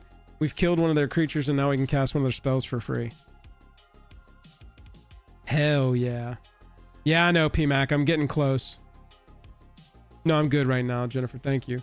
Nightmare Sower's a fairy. Lifelink Flyer. Cast a spell during an opponent's turn. Put a -1/-1 counter on a creature. Yeah. Auntie's Sentence. Target opponent reveals their hand. Choose a non-land. They discard it, or a creature gets -2/-2. That's a maybe. We'll put it in the pile for now. +3/-3 loses all creature types. This is a Kindred instant, so this is going to count towards Marilyn's ability, so we're definitely running that. We already did Dream Caesar. Goblin. Tree Folk Warlock. Whenever this creature enters or attacks, you may Blight 2. If you do, draw a card, lose a life. No. Goblin. Already got that. Unbury is so good for this.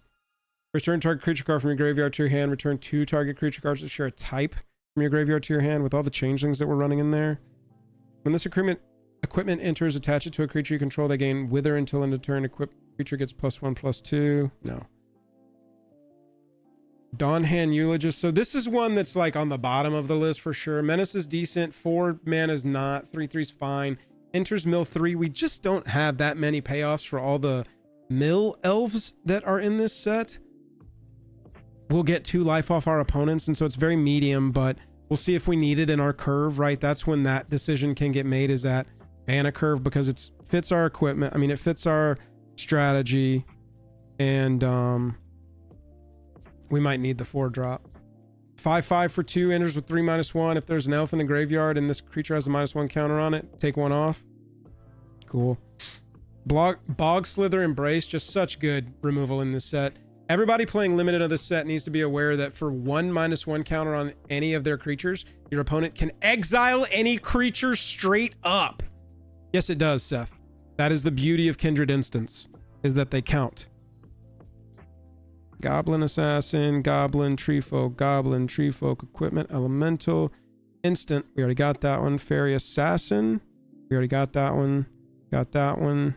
Yeah, stuff like this. Is that what you were asking about? Kindred Instant. This card is every creature type.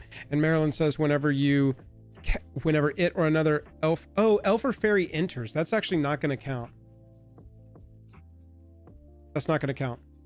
So it's got to enter. I was thinking it was a cast. So the Kindred Instant shapeshifters are not as good as I was giving them credit for, but these are still good. Here, this one right here.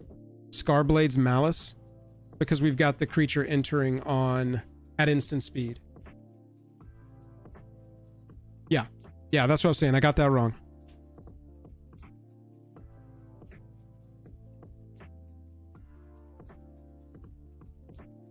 Got those. Boom. Tribal enchantments do count, yes.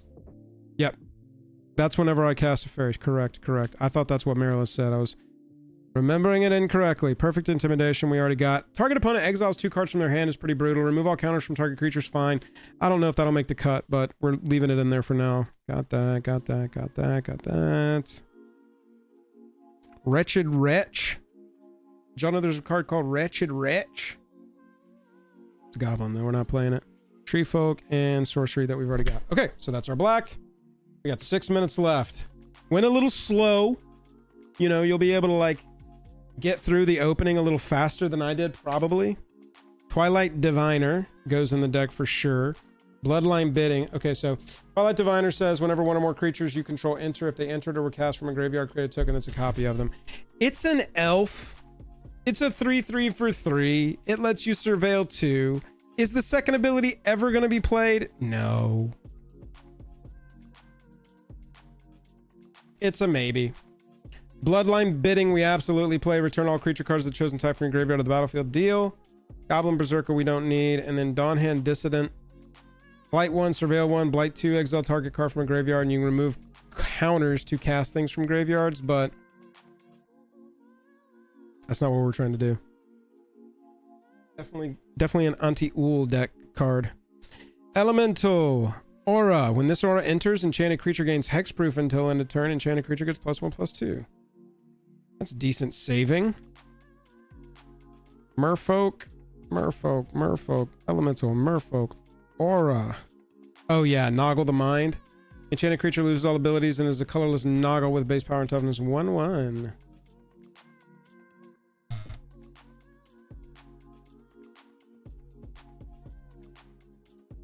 That's a good point, Gasapo. Jank. I'm gonna ask you. Regular timing rules on cards exiled with Marilyn that we can cast for free? So we would only be able to cast instants or flash spells on our opponent's turn.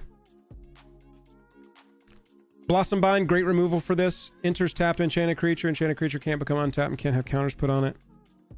Swat Away, also good. Owner of target spell or creature puts it on top or bottom. 2 less if a creature's attacking you. I dig that. Merfolk. Spell Snare is just so specific. Especially not in a format like this. I'm not going to run something like that. Omni Changeling is a convoke changeling that enters as a copy of any creature on the battlefield. I'm definitely running that. That's fun. Wanderwine, Elemental, Merfolk, Fairy. When it enters, tap or untap target creature. Flash Flying. Timing applies. There you go. Yep. That's what I thought. This deck is getting worse and worse as we understand how wrong I am about how it's designed.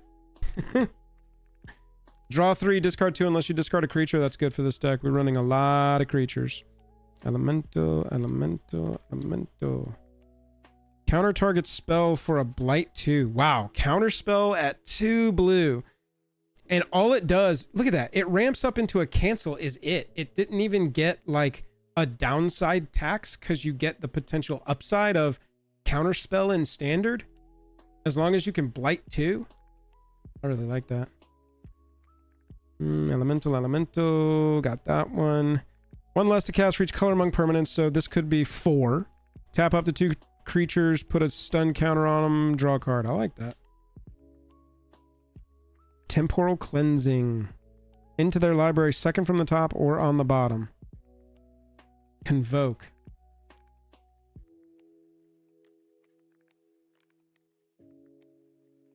Well, High Fae Trickster will be in the second version. Travis. Probably also, what's the spell? What's the artifact that lets you play everything at instant speed? That's probably also good in this deck. I'm kind of medium on the Temporal Cleansing. Draw 3, discard a card for Convoke. Love it. Boom. Rhymekin Recluse is an elemental. Fairy Wizard. When this creature enters, choose up to one other target creature until in a turn that creature has base power toughness 4/4 and gains all creature types. Sure, it's another flash fairy. Merfolk. Aquatex defenses. I got a foil. Yay. Convoke enchantment that gives a thing +2/+2 flying and replaces itself. I can deal with that. Got the Glamour Might. Oh, foil swat away. If we even end up running this. Run away together's cool. Glamour Might. No. Yes, got that. Unwelcome Sprite. When you cast a spell during an opponent's turn, Surveil 2. Yep. Oh, Illusion Spinners. You may cast a spell as though it had flash if you control a fairy. This creature is hexproof as long as it's untapped. Heck yeah. Alright, blue gave us some stuff. It started out, I was like, oh, I guess it's all elementals and merfolk in this one, but we got some choices there, and we still got our rares too. Put these to the side.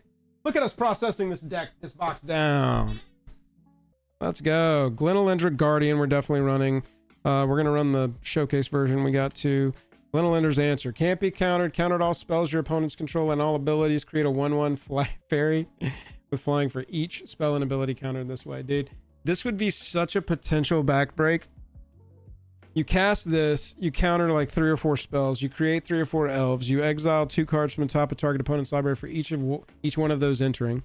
Fairies, not elves. And then you potentially hit an instant or something that you can actually cast, or you've given everything flash. Dealio. And then a misbind click. Because duh. Missed a foil. Nope. I'm gonna miss the hour mark on this one, chat. But I am actually kind of happy that we essentially have the deck down, ready to do cuts at the hour. I probably lost 10 minutes, 15 minutes messing around talking to y'all. And that is where now we would get the extra time that we would need to do this thing. Because we would start doing like this. We'd put our creatures up here and our non-creatures down below. That's how I divide it up when I'm laying it out, so I know what I'm working with. Let me hide my countdown so we got more mat room. So we'll start doing like this and just cutting as we go. Like Lofty Dreams, I'm already like, nah, never mind. I don't want to put this in my non-creatures because I'm good. Love that. Love a card draw spell. Fairies. This is kind of removal.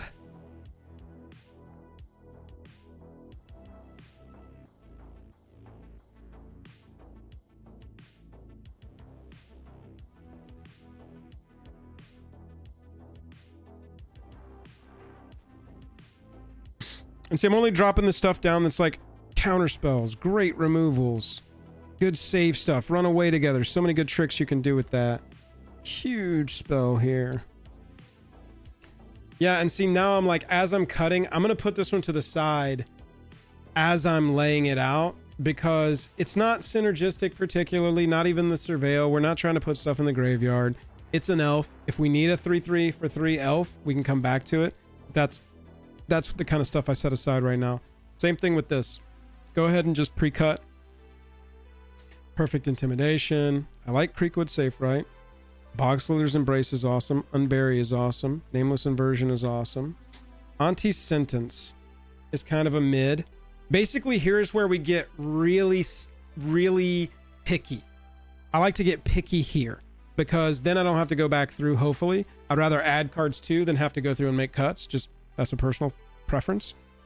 And so now is when I can just go ahead and be like, all right, I'm going to be overly picky here and then have a pile that I can go back to and fill in spots if I need to. Each opponent discards. Love that. Iron Shield Elf can become indestructible. Lifelink 2/2 mill 2, that goes into the maybes. Grave Shifter's a yes. Moon Glove is a maybe. Light Rod is a yes. That's a 4. Kill a 4 bot for 3. We can deal with that. Can't be blocked by more than one creature, and it's a mana sink, so that works. Blossoming Defense, good 1 mana. Chomping Changeling, so good. Unforgiving Aim is kind of medium, but we're going to put it there for now. There's a 1 mana elf. A 4 mana elf that gets +1/+1 for each creature I control and each creature card in my graveyard. Yeah. Fight spell. Elf Scout that enters or dies and surveils. Now that I don't mind. We're not trying to do graveyard per se, but like on a 2-bot. 3/3, if a creature enters a battlefield under my control, I draw a card. It's in the maybes. This is good removal, just deals damage. Prismatic Undercurrents for fixing. The 1 Tree Folk in this deck for fixing. 3 mana to go get a basic. Flashy Elf. Midnight Tilling is basically go get a land from the top 4. We're going to come back to it. Elf Berserker. Morkant's Eyes is an elf enchantment. So this, to the points earlier, this triggers Marilyn, but obviously doesn't have flash, but it's a kindred enchantment elf, so it's an elf entering the battlefield. Shimmerwild's Growth, little fixing. Guiltleaf's Embrace is trample indestructible until end of turn, +2/+0, kind of low stakes. Eclipsed Elf is good, card advantage. Champions is great. Bloom Tender's great.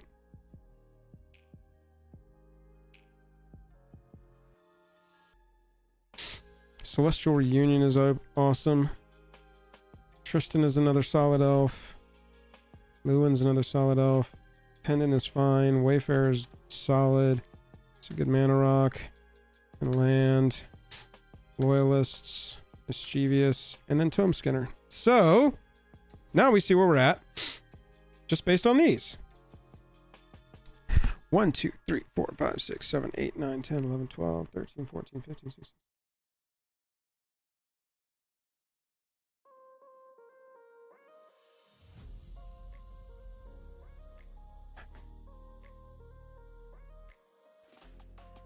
$55, $56 with Marilyn. So we've got 10 more cards we can put in. 38 and... no, not quite that many. I said 54 cards with the commander.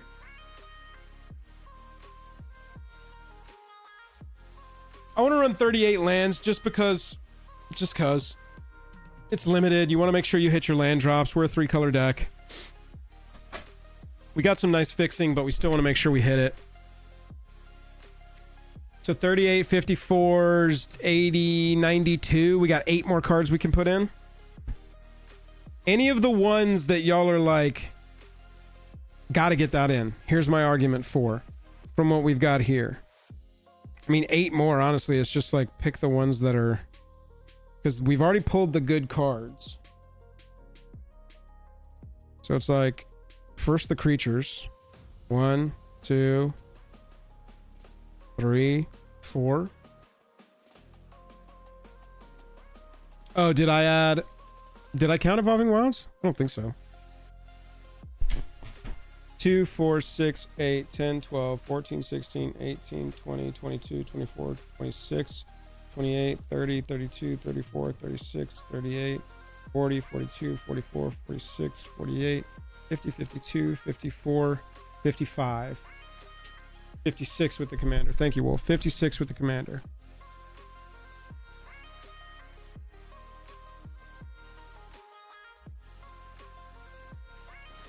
$56 with the commander.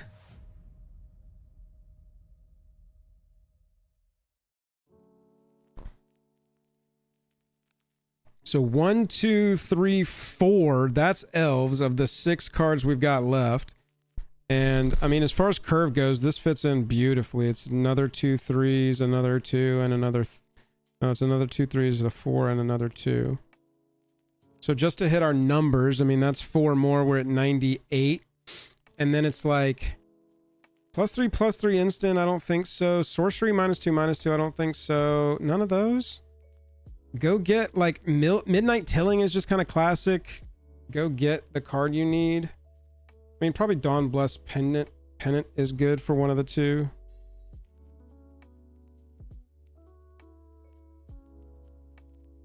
Oh, don't run. You're saying don't run 38 lands? Run 37? Run Midnight Tilling. And then honestly, we'll probably just run the instant speed so that we can help save our stuff if it gets into combat. And then we'd run out our basics, I mean our lands from there. So let me just double check we got this. Those are my ones. That's a 2. Shoop. And then shoop. Not bad, chat. Just over an hour. Would have made it for sure.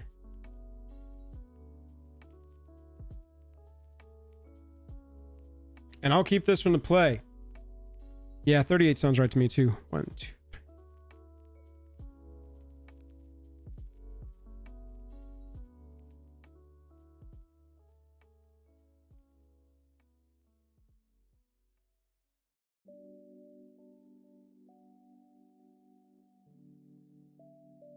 $63.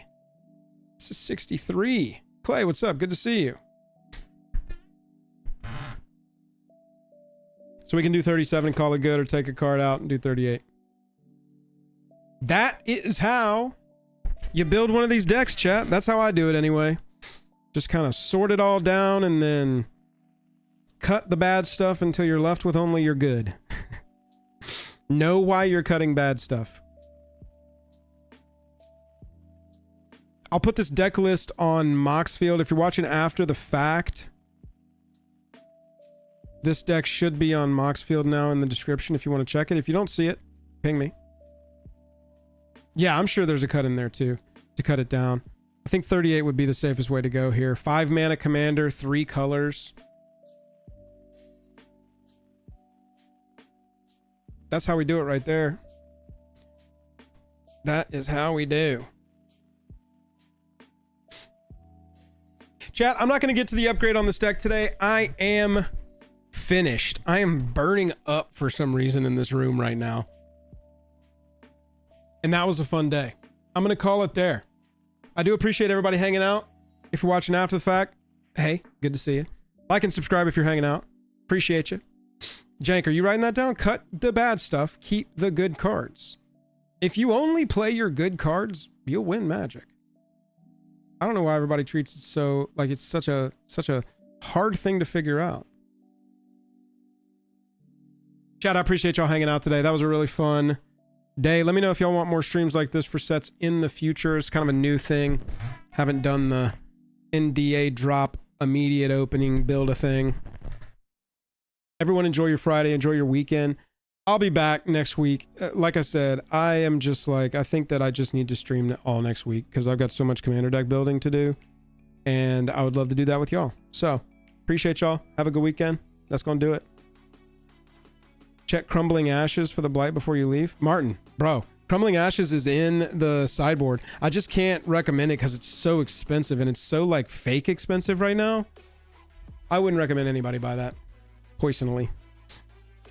I hope y'all have a great weekend. We'll see you next week for more Lorwyn leading into pre-release next weekend. I hope y'all are enjoying the set. I certainly am. Love y'all, mean it. Have a good one. Bye.